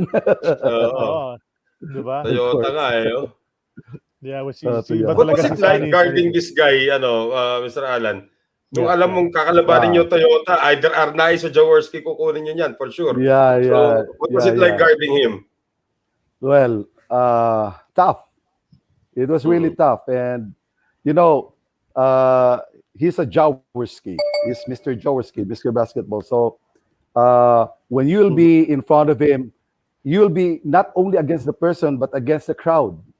Okay. Correct. Totoo yan. Yeah. But when after my stint, when I went back to Cebu, I also happened to be one of the territory managers ng Latondenia. And it was Joe was already handling the team sa Latondenia. And during one of their games, provincial games in Cebu, they passed by Cebu and went to Tagbilaran. I was the one who received them here. Dahil I was the manager for the area. So akong nag-receive sa kanila. And Jawo even kidded me na, pare, laro tayo uli. Sabi niya gano'n. Kinansya ko ba ko eh. Laro ba tayo? Laro pa tayo. Sabi ko, no. This is the end for me. Renato Soberano was the name of the player. Yes. Okay. That's right. Okay. Ayun. So, and this was the game when Jaworski came back from an injury in 1982. This was one of the first games ng Toyota, no 1983. So, yung transition time na yon, sir, when you were guarding Jaworski, were you odd? In other words, were you starstruck, or kasi because you didn't know them because you came from Cebu and you were not so much to the Manila leagues? Yeah, but Jaworski, who would not know Jaworski? That's true. I knew him. Yeah, I knew him. And well, wala ako It was Larger than life it ba siya? was yes. Okay. Ano talaga? At that time kasi, when you play, you just focus on the game. You're with the team. You do what you can as instructed by the coach. You do your things. So the impact could come later on or before the game, but during the game, mawawala na yung lahat eh. You just do your thing. Yeah. Interesting to may sinabi si Jerry Pagusara Abelgas, no? There is one photo cut out from a That's my national brother. Yung newspaper brother, where Jaworski was blocked by bro Allan when he did a layup shot. Show me Allan the picture. Allan Yeah, Abelgas show me the picture. had a total number of 16 career Probably block shots. that could be the time when I was chopped here. Probably. Na-block mo siya pero binawian Probably. ka niya agad. Split second, bawi. Yeah, probably. Pero your career block shots was But I 16. don't remember that Isa time. doon kay Jaworski. Isa kay Jaworski. 16 blocks. So sabi remember na, that. ito, nag-respond na si Coach Willie Generalao, nasa palengke lang daw ngayon. Yeah. Si Coach Willie. Tinatanong ko nung year na siya nagtanduay tuloy. Di yata siya maka doon. It's confirmed. It's 1985. 58 games. We talked about Coach Jimmy Mariano earlier. How was it naman to play for a coach like Glenn McDonald? Yun. You know what? I was surprised because I should say Glenn was extra kind to me. I didn't understand why. I didn't know why. But he was so kind and he was so accommodating. Mm-hmm. He was so accommodating that there was even one time that he would I remember him saying, "Oh, do the warm-ups first because you're like a diesel. You're like a diesel engine. You need to be warmed up." And that's true. Because all throughout my stint in the pro, every season we start the season, I would go to the heart center because yung ECG ko was not that good. So I would be surprised because I would be the first during the running sessions that we'll do in the oval. I would always be in the lead. So I had an inverted heartbeat, and I would go through itetest ako sa treadmill, and after 2 minutes, yung heartbeat ko would normalize, and that's why I'm not supposed to stop exercising and to stop playing because I had to maintain this. So unfortunately, I've grown that big. I'm so overweight now. That's actually the second time I heard about the story na ganyan, na kailangan mo mag-exercise, otherwise babalik ulit sa you'll have an abnormal heartbeat. May isa kaming volleyball player, she's quite young ngayon, si Janine Navarro, who also had that na hindi siya pwedeng tumigil maglaro. She has to keep on playing so that her heartbeat would normalize. So that's the second time I heard that story. But looking at this picture ngayon sa Winston, nakikita mo, Yoyong Martires. Ayan sa ilalim. Yeah. Rudy Distrito. Dodi Ramas. Distrito. Sino ba? Alex Tan ba yun sa dyan? Alex Tan, di ba? Alex Tan, Sigura. Si Romy Mamaril, andyan. Yan, Mamaril. Mamaril, yes. Pala itong Winston ito. Si Mama. Sino ba yan? Sino import nyo dyan? Si Lumasi ba yan? Hindi, si Larry McNeil. Larry McNeil. Sorry, Larry McNeil. This is the time when Larry McNeil literally tied his shoes to the ring, ano? Kasi ayaw. Ito nga. Tapos na siya. Yes. And did you know that, at the end of the season, Allan Abelgas was the third highest local top scorer for that team, behind Dong Distrito and Noli Banate. So, yung sinasabi ni Allan that he didn't have a colorful career, that's not true. Yeah. That is by his standards lang naman. Pero five-time MVP nga naman. Si Nick Jorge pala was part of this team. I didn't Yes, recall Nick that. Jorge. Yeah, Nick Jorge. Before CDCP, di ba? Before CDCP to? Yeah, after na to. After CDCP. 83 na ito eh. So natapos na yung CDCP. Nawala na sila. Oh, Willie Neralao. Yeah. Hi, Yan na ba? AEOB, I'm watching. Yan na. Regards Nasa to palengke. Allan, may kababaryo in Kababaryo. Barangay I will. Dulo. Nasa palengke yan ngayon. I will. Nagbukas ng ng AEOB sa telepono. Oo, bigla na nanonood sa Kapit-bahay telepono. kami niyan sa Cebu eh. Oh, yun na nga. We're very close. Barangay We're very Dulo. Kaya Coach Willie. Willie, sinasabi ni Mr. Allan, matagal na daw kayo hindi nakikita. Yun know, baka pag umuwi kayo sa Cebu or pag pumunta si Mr. Allan dito, alam ko kung saan nakatira si Coach Willie. Yeah, So really baka miss- I can set something up. I Do you know the know, family. sir? I know the family, his wife. I know Okay. them. I know Ano them. yan ngayon head ng Village Association, di ba? Si Sir Willie Neralao. Sa Village nila, homeowners. Pero At saka I have may a car question. wash. Do you know the reason why you were Manhattan, Sunkist, Yeah. and Winston all in one season? Is there the reason for the name changes? Yeah, because the one who managed the team looked for sponsors. Okay. So for one conference, we have this conference is Manhattan. sponsored by Winston, Yeah. yung Manhattan, sponsored by ganun. Kaya So it wasn't nagkaganon. under the Sanyo group. They were not under the Sanyo group. They were looking for sponsors Yes. and tie-ups. Okay. Yes. Yes. There So you hindi go. Sanyo may-ari Ganun. ng Winston, di ba? Kasi by the time, Fortune Tobacco na yan, Winston No. di ba? Yeah. Illusion Yeah. na yan. Sanyo owned the team. Pero Yeah, they were looking correct. for sponsors. They own the franchise. And the team manager was Lito Bermundo, the one beside Alex Tan. Yes, Tama ba? yes. So that's Lito Bermundo, right? That might be the only Yeah. time kasi na 3 different names ang isang team in one season di ba? Alam ko nag-change yung Yeah. iba, maybe 2 conferences as one team and then change in the Hindi third. ba, Pero nung panahon nung I think, ito lang, recently lang, di ba siya, Pinas, Air 21, at saka Burger pero King, di ba? Parang hindi ganun. lang one conference. Yeah. May at least 2 one- Ito, talagang every conference nagpalit sila Every conference. Ano bang career high ni Um, Sir Allan sa Manhattan? 18. 18. Oh, 18 yeah, was your career high. career. What was your team high? Career high was 35 nga with Tanduay in 1984. Paano ko gagawa? May Larry McNeil ka. Kanya Yeah. pa natin dapat yung bola.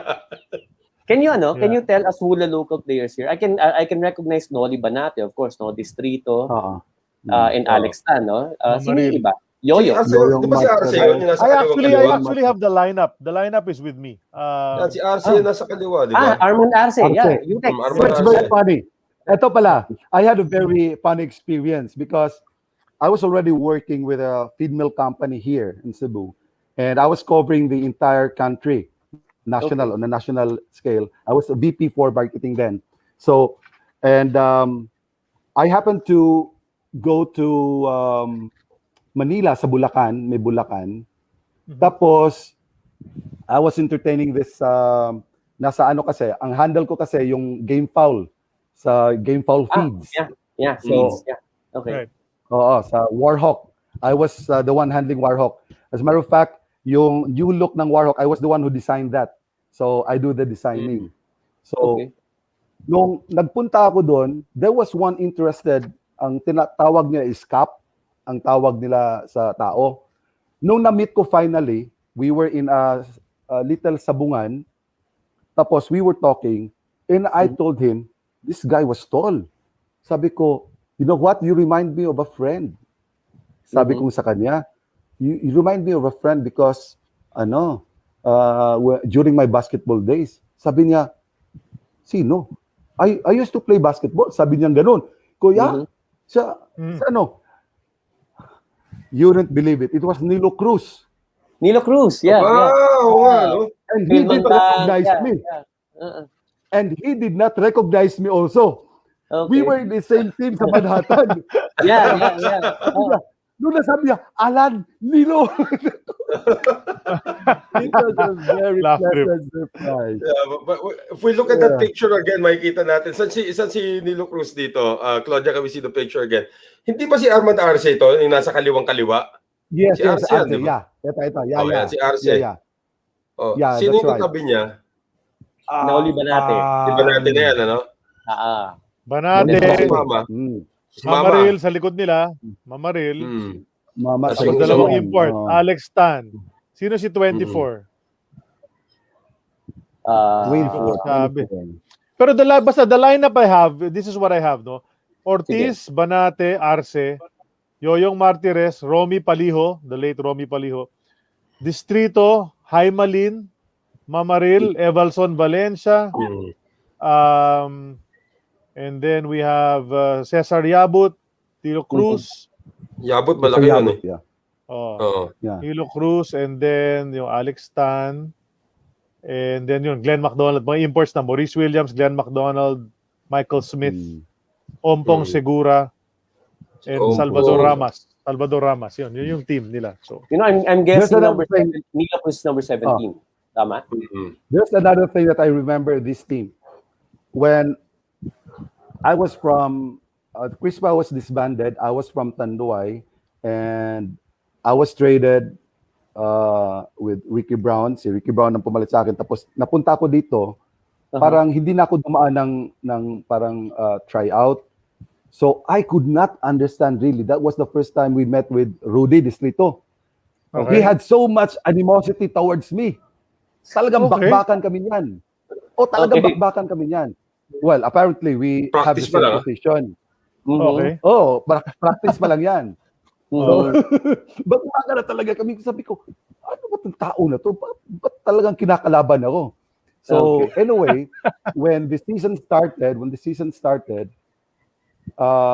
the team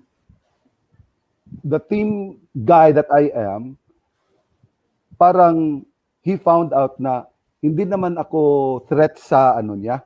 Dahil he came from Crispa kasi. So anyway, everything behind, we ended up as very close friends. Very, very close. I knew his wife. We did some small business together sa t-shirts, mga ganon.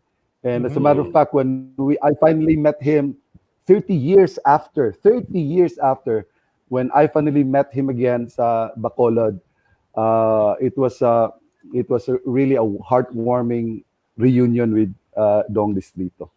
Right. But that's what I can't forget about that, dahil talagang sabi ko, kinakalaban naman akong tao nito, but ano na pala siya, parang he felt that ano kasi, dahil nakilala niya na ako nung Crispa pa siya, alam na niya ang record ko sa Cebu.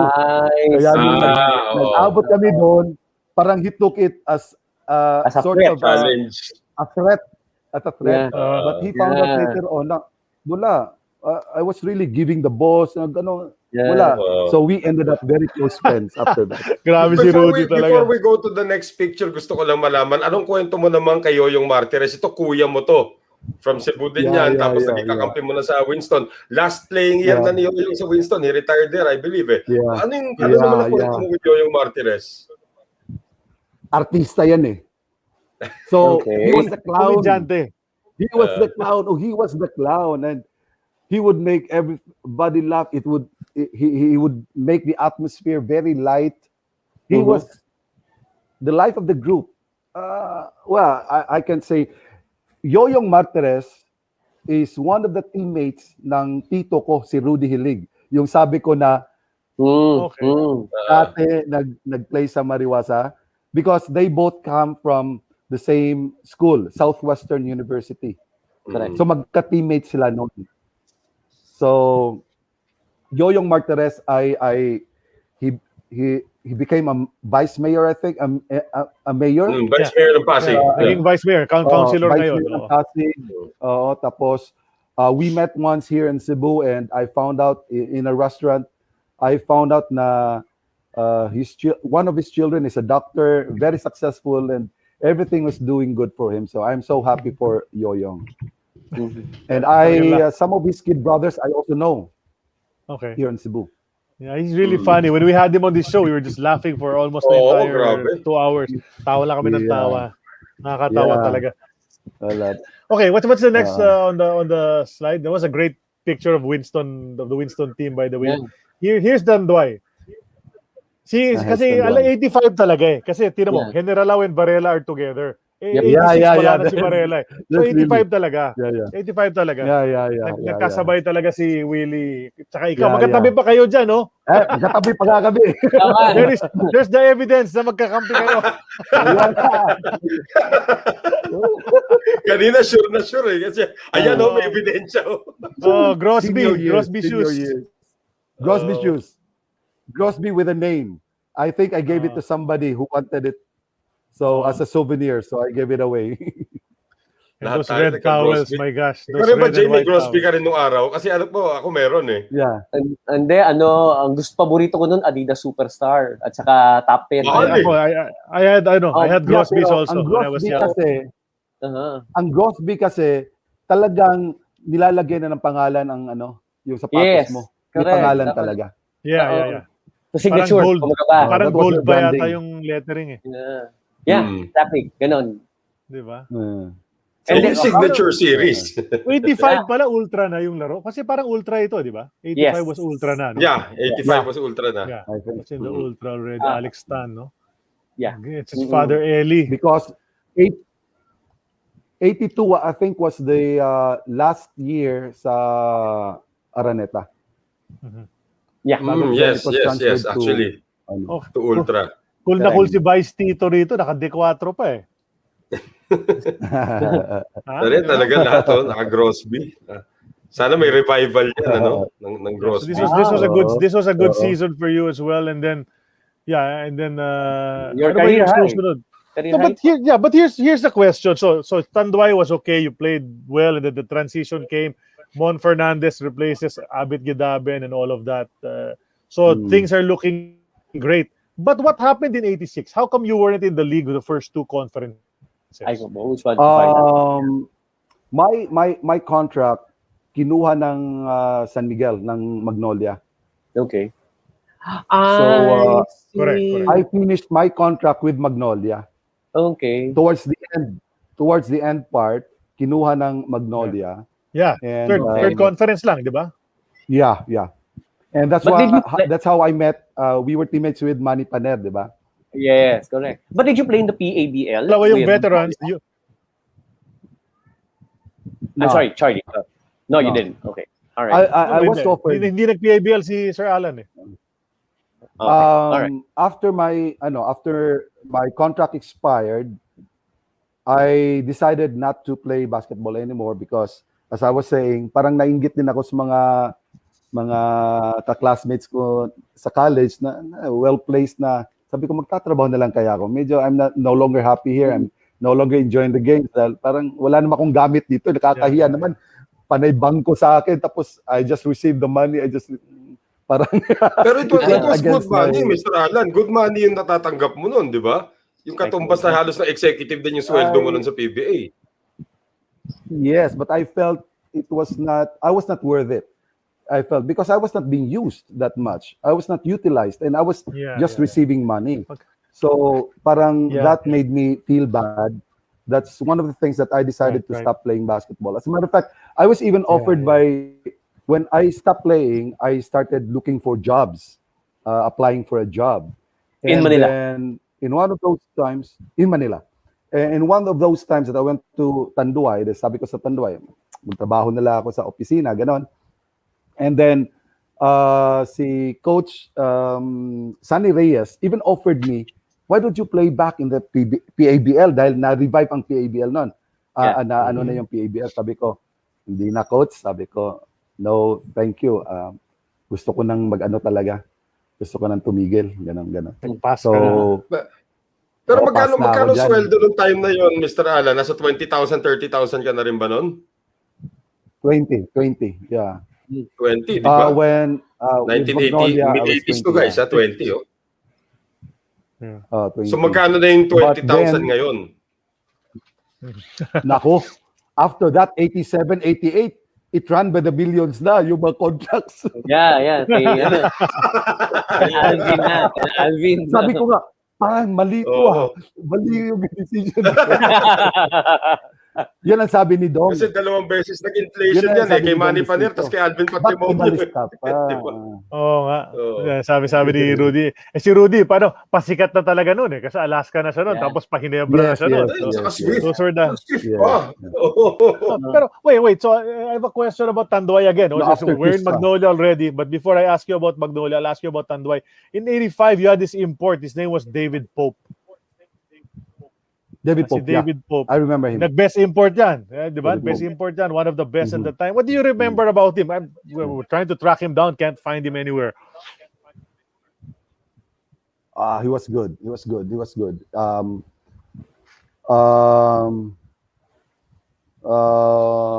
In a way, parang Julius Erving din ang tingin ko sa kanya eh. Napakagaling. Magaling si Pope. Magaling si Pope. Yeah. Mabait. Was he good. okay makisama?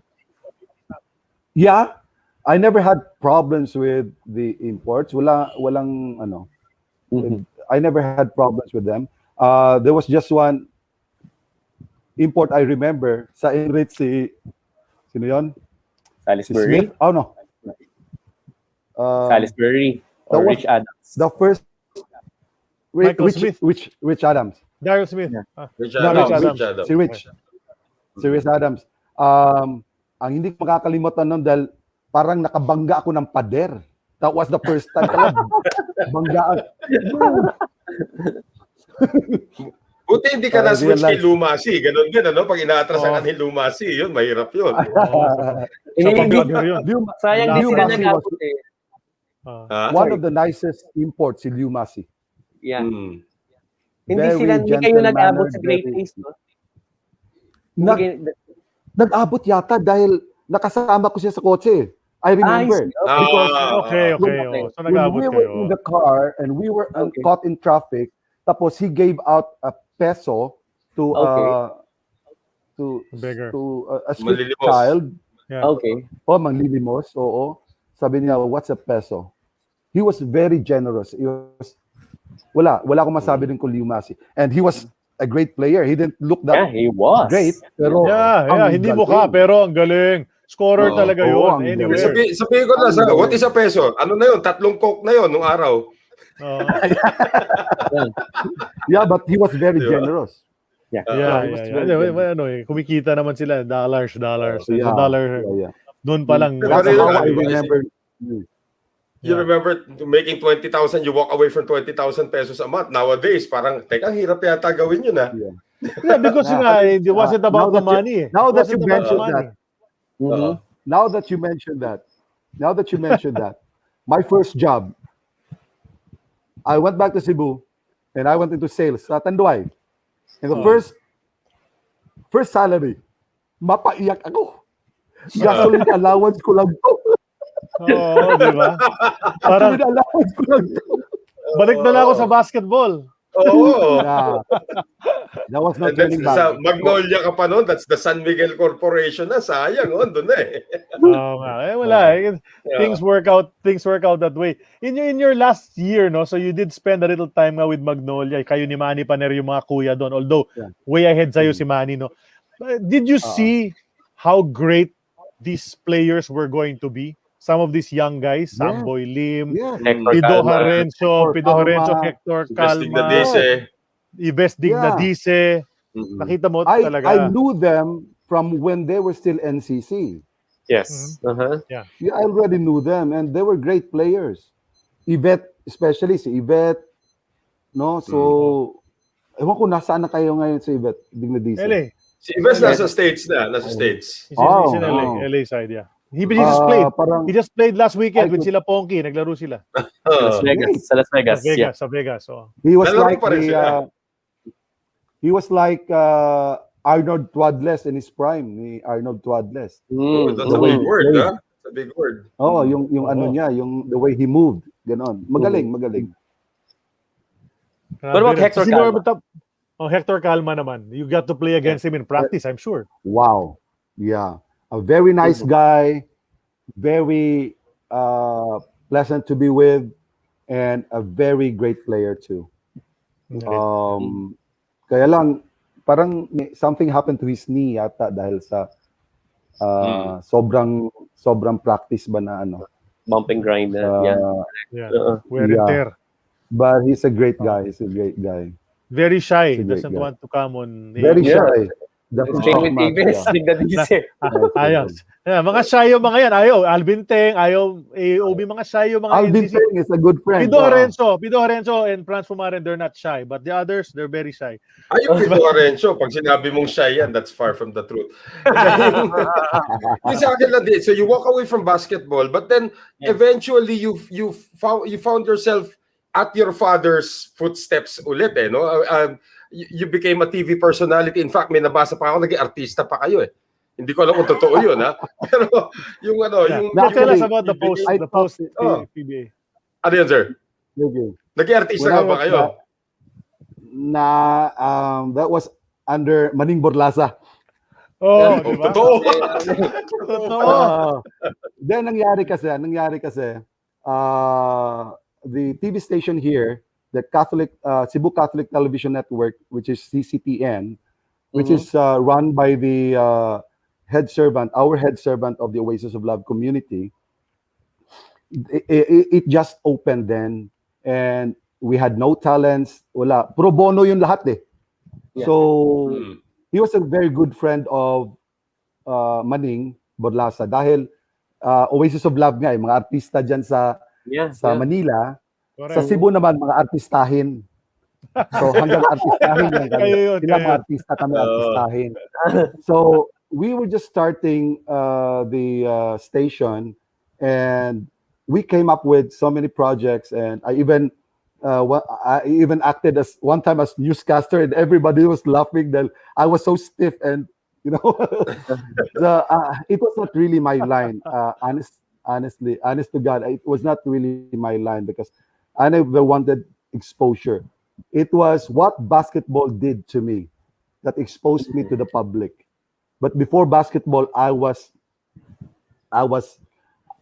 kung masabi mong shy sa Hector Calma o ganon, I was even shyer than that. So, but that's the magic of basketball, ano? Yeah. Anyway, and then yung sabi nung artista ko, no, that was when I had a talk with one of the directors here, and we chanced upon talking about the song that my father composed, The Langit ug Yuta. Okay. And we made a movie out of that. So that's how I got involved. Okay. So that's how I got involved, and we talked about the Oops. I didn't really intend to be honest. Ayun.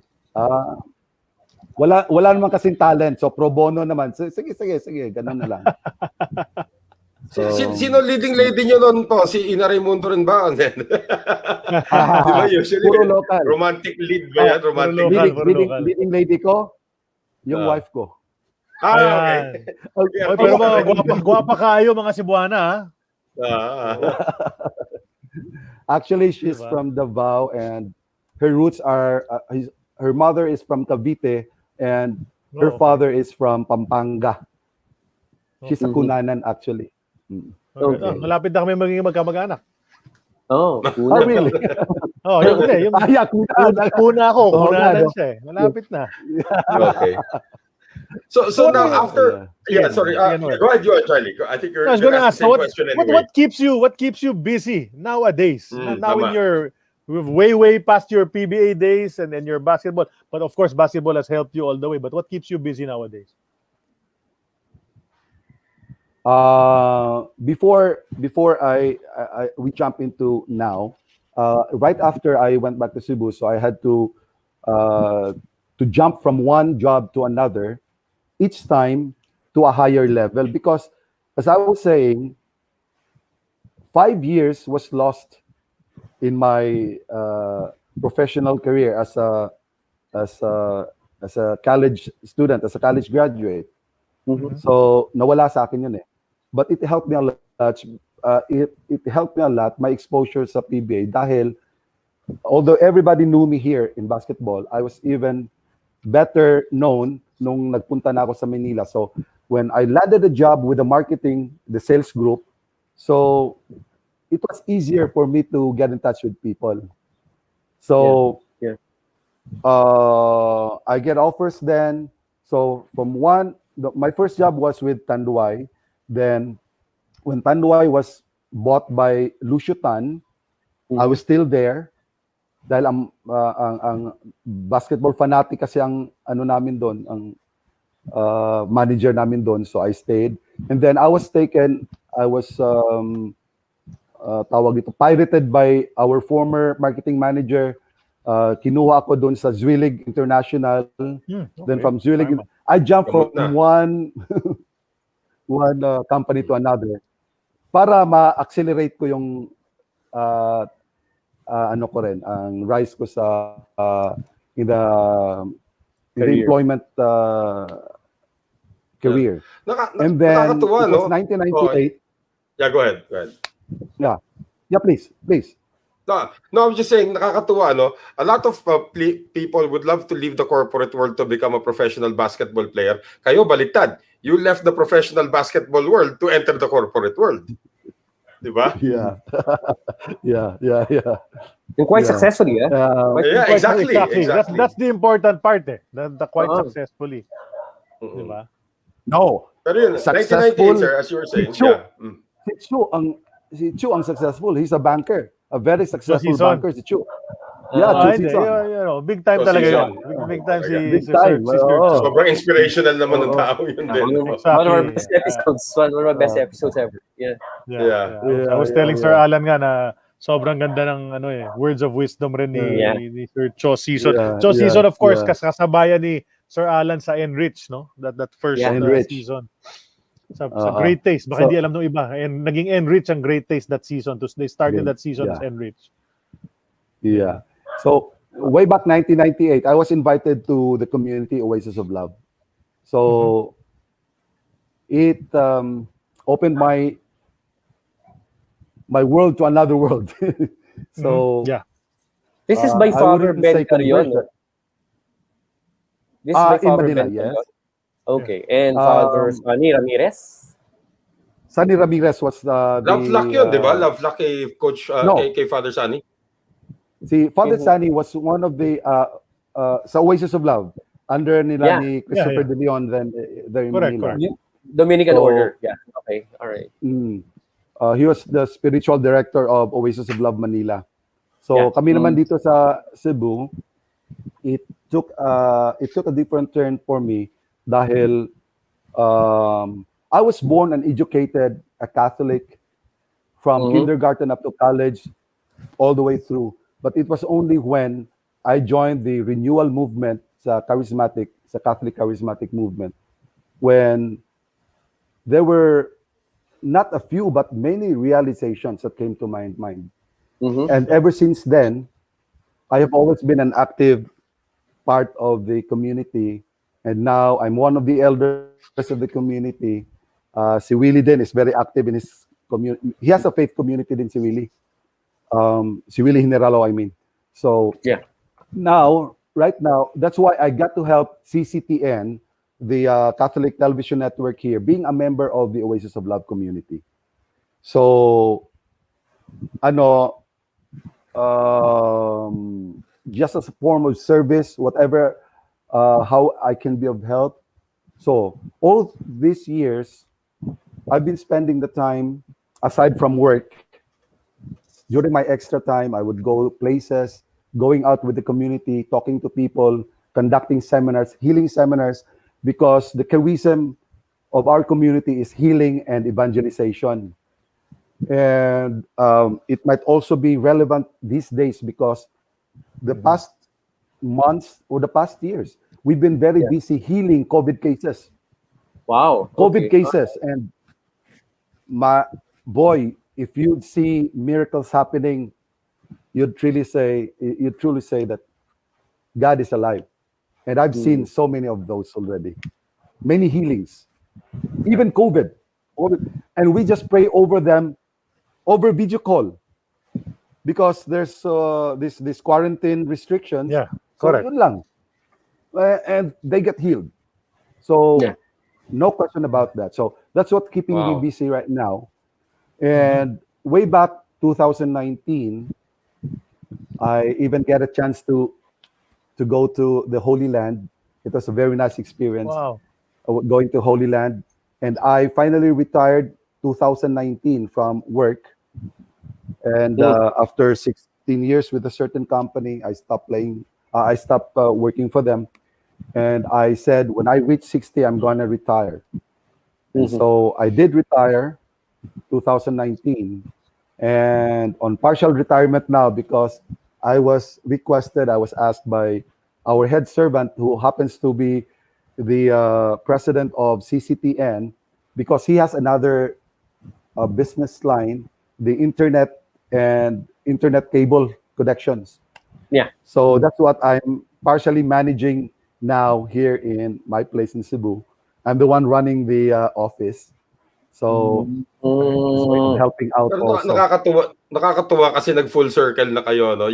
Your father started out in the media, then got displaced by martial law. Then years later, you're in the media now, but doing a different service naman para sa tao. So it's really come full circle para sa inyo, That's right. Mr. Allan. Yes. Yeah. And with regards to basketball even, I skipped this part, but when I got back to Cebu, I was even offered coaching jobs also.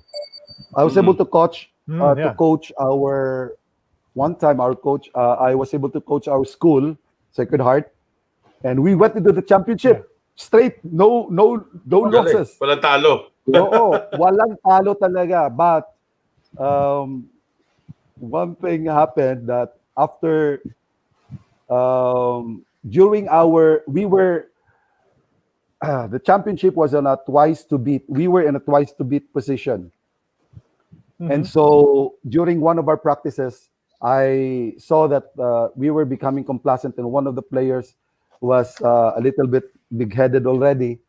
So I walked out from the practice and I told them, if you think you can make it on your own, then do it. But it was more of a disciplinary action because I knew that there was still going to be another game, even if we lost the first game. So, parang ganon. Sobrang stricto ko kasi dahil drag na naman. I wanted to help out actually. Especially the players, what I missed in my career, I want them to learn from it and to take advantage or to take advantage of to take the opportunities given by God as blessings. Because everything happens here as blessings. It's just that not all people know how to handle those blessings. And I wasted it. I wasted it in Manila. So it has come to my realization that it's also up for me to help. And this is, by the way, one of the reasons why I finally consented to Charlie. Because your story, you have to tell your story now. If in any way I could be of help, I'm very open to that. I'm very open to that, especially on spiritual matters. Ayun, baka individually lalapitan ka na namin after this. No, plus you do have your nightly rosary. Yes, nightly rosary that you have, and some of the former players join you as well on that one. Yes. Diba? That's what made me so happy. Si Rudy Distrito is there. Ray Lazaro, si Freddy Abuda. One time we communicate. We're now communicating with Freddy Abuda. Yung mga napakasaya ko, natuwa talaga ako nung nakita ko sila. So, it was so heartwarming, and how I'd wish. I even talked to the owner of CCTN, and when he learned that I was going to have an interview with you guys, I presented myself for a pray over. Please help me. Give me the one thing. Because these are big guys in the PBA. Medyo may takbo masasamanda mo na mag-i-interview. Only Noel is big time. Literally big lang. Literally big. So he even offered. So why? Do they want to make use of our station also? Because we have so much reach. We have also a reach, especially to in the internet. We are in the internet business, and we are the only one who offers the internet with free cable. That's our tandem. Okay. So we're doing good, quite good here in Cebu now. We can expand anywhere. Pero kamusta ang COVID situation nyo dyan sa Cebu, sir? Kasi ang balita namin, it's also not doing too well. Not doing well. Not doing well. That's why we've been very busy. Even during night times, our head servant would get calls for a pray over. And I even have a story to tell about COVID myself. Nagkaroon din kayo? for several days, about 10 days, I was having fever on and off already. And everybody was suspecting that I had COVID. My daughter in Canada kept on insisting really that I had a swab test. And finally, I consented. And on the final day that I was, the day before I was to be swab test, together with the family members here, we are 3 of us here, 4 actually. I had myself prayed over by video. And the following day, we went to the center to have our swab test. And what's so funny was, after the results came out, I was the only one negative, and all of them were positive. Wow. Yung pray-over, yung Because I pray-over was the only one who was prayed over. Yeah. I can remember. Nice. Wow. Dapat pala, lumapit ako sa inyo nung Mayo pa lang eh. No, because I'm done already. I'm done with COVID already. Nadaanan ko na rin yan. Yeah. Sana hindi na maulit, di ba? Pero hassle talaga yan. Sana. Yeah. That's what we're all praying for, actually. You might have noticed the photo that was on the screen a while ago. Moments ito, may party, Tanduay. You're talking to, kausap mo si JB Yango, the birthday boy, yesterday. Yeah, birthday niya. JB Yango. And then Abid Gidabit's there on the right side. The short stint of Abid with... short stint. Si Coach Orly Castello yan, di ba? Yes. And I think behind it is Alex Tan. Yes. The guy in yellow. The guy in yellow. Yeah. Yun nasa kaliwa si Eli Capasio, no? Eli Capasio. Yeah, that's Father Eli. Unfortunately, he passed away already. Yeah, he passed away as well. We wrote about that actually. Pero gaganda nung time na yun, ano? Para pataasan ng waistline. Is it to Saka nakataki lahat. JB lang yata hindi eh. JB lang hindi. Pero mukhang nakasayaw na siya niyan eh. Well, Charlie.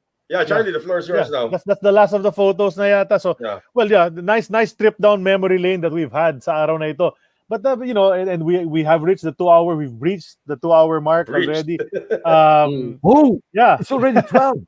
Yeah, 12. Wow. Yeah.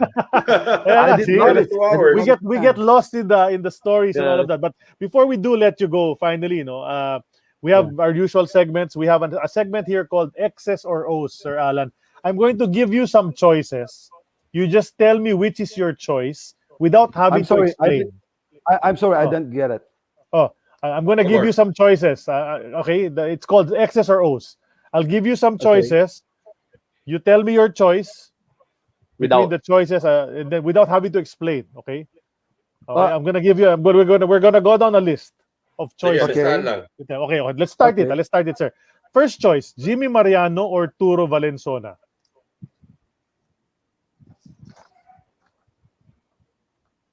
Turo. Okay. Second, Orly Castello or Glenn McDonald? Glenn McDonald. Mabilis. Danny Salisbury or Rich Adams? Rich Adams. Paguntalan or Torrente? Napatigil siya. Yeah. You remind me, Paguntalan, by the way, I learned, I don't know if it's good to say this on air. He's now driving a tricycle in Iloilo somewhere. Oh. Okay. Yeah. Boy, do I want to get in touch with him. And so do we. Let us know. Let's help each other try to get in touch with him. Yeah. Noel Guzman has a contact with him anyway. Sige, sir. Okay. That's why I couldn't say right then and there. So both of them are very good friends. And Pwede naman tabla. So is it a tie? It's a tie? Yeah. It's a tie. Okay. There's one of those. There's always at least a tie. How about this next one? Ray Lazaro or JB Yango? Parang masakit sa katawan yun, ha? Almost complete opposites. That's true. I mean, they're in very different levels. Ray is a good friend, but in different level with JB Yango. Both of them are ties, but on very different levels. Okay. So tabla rin to, tabla rin. Personality also, no? Tabla rin na naman. Hirap talaga. Ito. Latosa or Lalota? I'd go for Latosa. Latosa, si Salvi. Salvi. Okay. Okay. Oh, this one, next one. Eli Capacio or Romy Mamaril? Aba. Another thing. Different levels din, napakalayo. Yan ang naintindihan kong different levels. Oh. Iba, yan ang naintindihan kong different levels talaga. Wala kang mapili na naman sa dalawa. Yeah, dahil iba kasing nila iba ang dating sa akin Parehas yung isa si Father Eli Yung isa, alam na natin. Maraming kwento yung ibang guest natin dito tungkol kay Romy Mama. Okay, how about this one? Next one. Abit Gidabin or Mon Fernandez? Both din. Both na naman. Okay. Yeah. Both. Ito, si Yoyong Martires or si Dong Distrito? Another thing. Why are you giving me so many hard choices? Actually, may hirap nga yan, Charlie. That's the essence of excess I'll go for Dong. I'll go for Dong. Okay, si Dong. Dong win. Okay. At least may napili. Okay. Ito, si Eddie Robertson, si Maurice Williams, or si Ron McCoy? I'm not really familiar with any of them. Oh, you forgot na yung ports. Okay. Yeah. I heard that, but I'm not that close to any of them. Okay. Wala. No, none. No choice. I remember them, but I'm not really that close to any of them. Oh, sige. How about the next one? Si Dante Ritualo or Manny Victorino? Okay. Enrich. Yeah, I know. They're both precious to me. I'll go for Manny. Okay. Manny V. Okay, Manny V. Isa pang mailap yan. Okay. Ito. Cho Season or Noel Guzman? Noel Guzman or Cho Season? You know, I have so much respect for Cho, but we never had the kind of samahan, bonding as with Noel Guzman. Because si Noel, Cho at that time was already the yung rookie of the year, yung award din siya doon, no? Yeah. And we were newbies with Noel Guzman. Noel, Yeah. Kasabay mo nga, Oh, I figured. So that's why we were closer to each other, but that doesn't put the value of Cho then, because I've always known him. I've always known him from afar, though. Mas closer kami ni Noel Guzman. Okay, sige. Okay. Yeah. And then the next one, Joel Banal or Padim Israel? Ganda naman reaction ni Sir. Natawa na lang siya. Actually, Charlie, may hirap naman talaga yung binibigay mo ngayon. Now you understand. So, both of them, wow. How I'd wish we can come one time together again, all of those. In my last talk yesterday, I only talked with our head servant and said, why don't we invite all of those players and give a seminar? We can hold this in Cebu. And I told him, if I can have the money to do that, I will, because we have just finished here duly renovated Jesuit house in Cebu. Very nice place. It can accommodate and you see, you must understand where I'm at now, because I never in my life ever thought that I would go this far in evangelizing. Never. And it took me some time to realize that all of those places I went to before playing basketball are the very same places I go now talking about the Lord. Very nice, very nice. Nice. The paths are the same, huh? It is. I believe it was just a preparation, because I had to open up for myself, and basketball did this to me. It gave me the confidence to talk to people. I mean, I was being a player then, playing. You get to sit side by side the executives of the company, and not just ordinary workers in the company, but the executives from the higher ups, higher management. And this gave me the confidence that I could talk to anybody, and I can talk my heart out. I can express myself, my views, and things like that.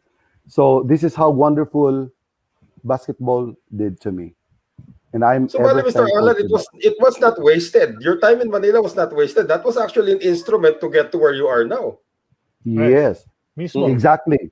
But it was not meant to be that popular in basketball. It was just a means to get to another level. to do another. Correct. Galing. Di ba? Galing nung correlation. Pero Okay, Charlie, ubusin mo na yan. so banalin pa din. Wala, patabla na naman yon. Sige. How about next one? Ronnie Valentine or David Pope? David Pope. David Pope. Pido Herencio or Franz Pumaren? Pido Herencio. Pido. But those still we're friends, but I'm closer Yeah. to Pido Herencio.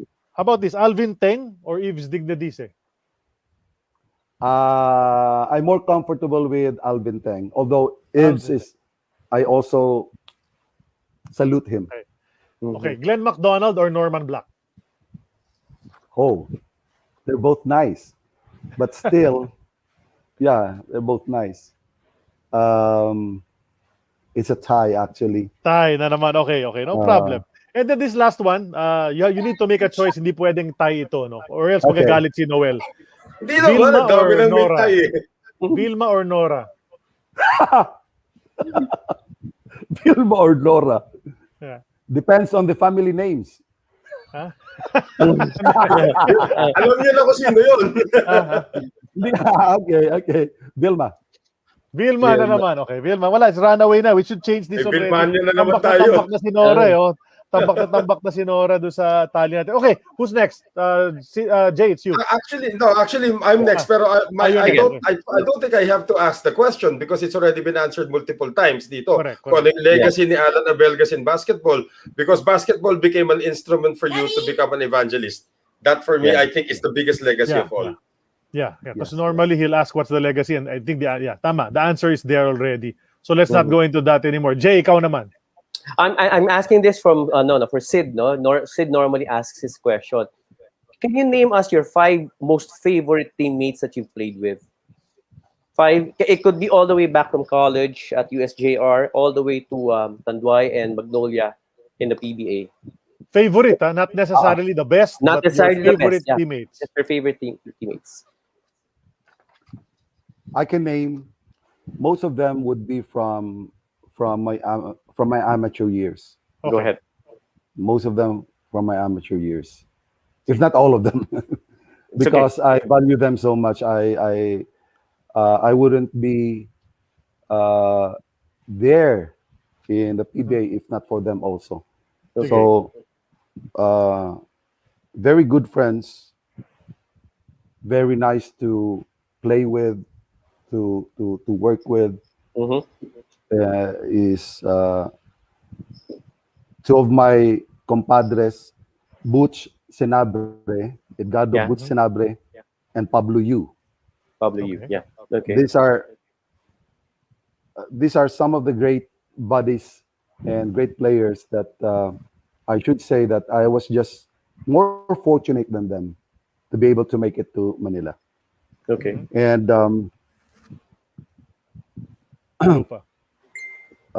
napaitulo, no? Who else? Yes, to name. The question was favorite players, right? Oh, Favorite your 5 teammates. favorite teammates. Your 5 favorite teammates. Teammates. Yeah. Okay.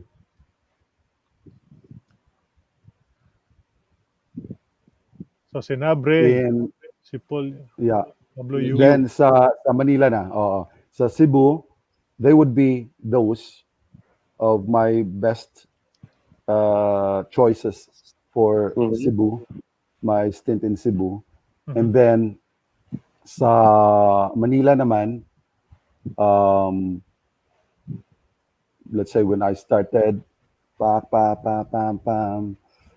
Tito Varela would be Tito V, okay. would be Tito Varela.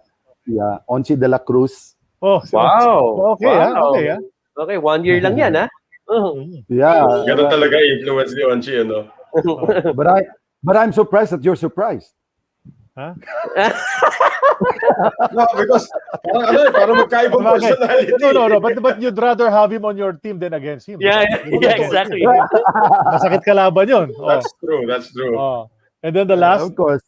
Now you have I mentioned Dong Distrito? Wala Not pa. yet. Not yet. So he's the one. Siya yung fifth. He's the fifth. Distrito and Onchi in one team. Nako. Aray. Barela rin eh. Physical din maglaro si Tito Barela. Those are the five. Before, okay, so we're coming to the end of this episode 94. It's been great, inspirational as well. You had your career in basketball. Is there anyone you would like to thank or acknowledge? You can do that right now before we let you go. Nobody in particular, but my family. So they've always been behind me, and they've always been supportive of me. And I did tell this to Charlie that the reason I shared a post of this interview is this is only for family viewing. I told them parental guidance is strictly recommended. Medyo more than 100 na po viewers natin. That's right. Kaya nga eh, di ba? So the whole family, And most especially, I couldn't say this before, but now I am sure. I want to thank the Lord for everything. I want to thank Him for giving me so much in life, for so many blessings, even those I wasted. I thank Him so much for guiding me back to Him, and how I'd wish that in my apostolate, the apostolate that I'm doing now in reaching out to the younger generations, this would include also our basketball enthusiasts, basketball aspirants. For the aspirants, for the current players who are now playing in their best, and for those who have already retired from basketball. To the aspirants, everybody would say, the only way is to practice and practice and practice. Everybody says that. And to the players now, never stop practicing and always aim high, but always value relationships, because this is the one best blessings that I got from basketball, the friends that I made in the games. And in all of this, the aspirants, the basketball players now, and the retired players, there's just one thing that from the heart I can share with you. Whatever you're going through now, whatever it is that you are doing, never stray away from the path of the Lord. And I say that from my heart. Years ago, I couldn't have said this. But now that I've seen so much, and I'm already 62, I'm already in the afternoon of my life, even in the evening of my life.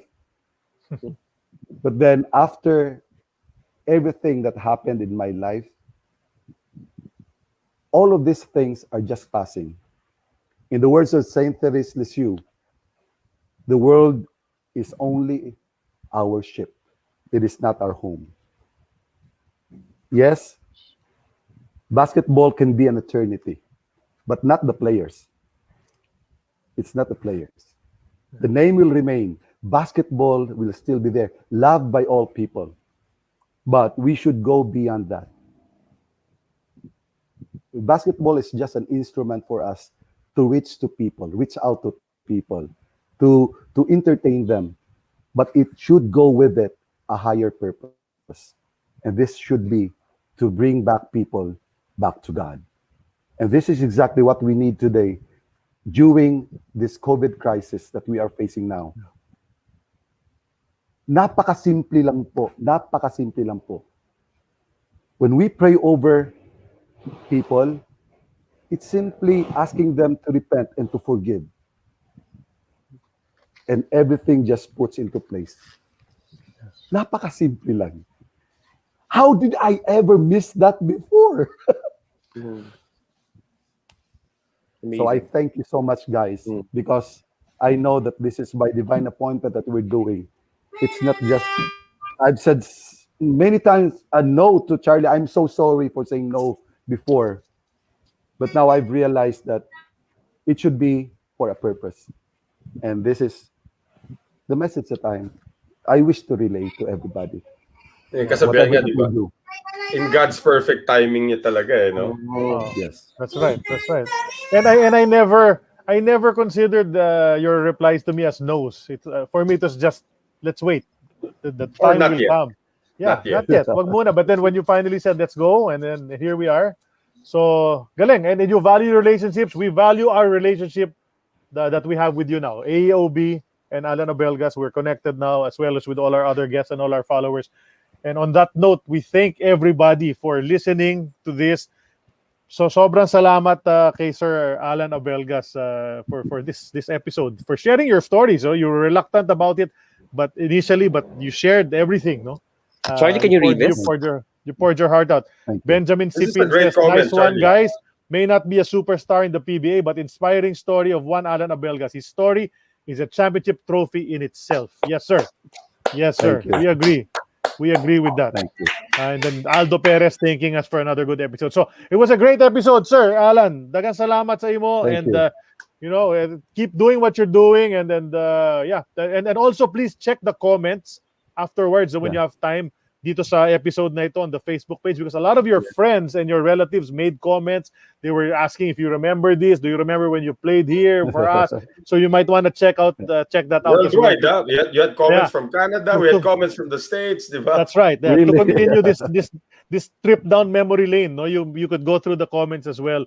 So tuloy na natin yan. As usual, it's been great. Finally, if I may, if ever you need a slot sa CCTN, we can offer you that one. Okay. Oh, thank you. That'd be great. Sige, pag-usapan natin. Pag-usapan natin. Okay. Great. That's great. Pag-usapan natin, because I can wherever I can be of help, I can also help you. I will also. Great. Thank you for that. Thank you for that. Amen. Thank you. Diba? So yung next guest natin, i-announce na naman namin by Tuesday siguro or Wednesday. Siguro we'll make sure first na confirm. Nandito na sa bahay. Baka mapaaga na yung poster na yan. Si Noel na bahala dyan. Okay.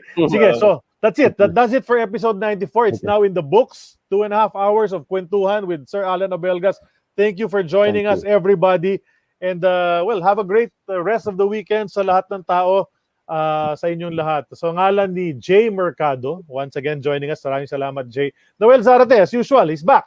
Diba? Para sa atin dito. Ako naman po si Charlie Cuna. Diyan nagtatapos ang AEOB episode 94. We are powered by San Miguel Corporation. Thank you to San Miguel Corporation for helping us out. We're in the books. Adios, everybody. We'll see you next week. Peace. Sir, thank you so God much. bless you. God bless you. Yes. Thank you, sir. Bye-bye. You're welcome. Thank you so much for having me.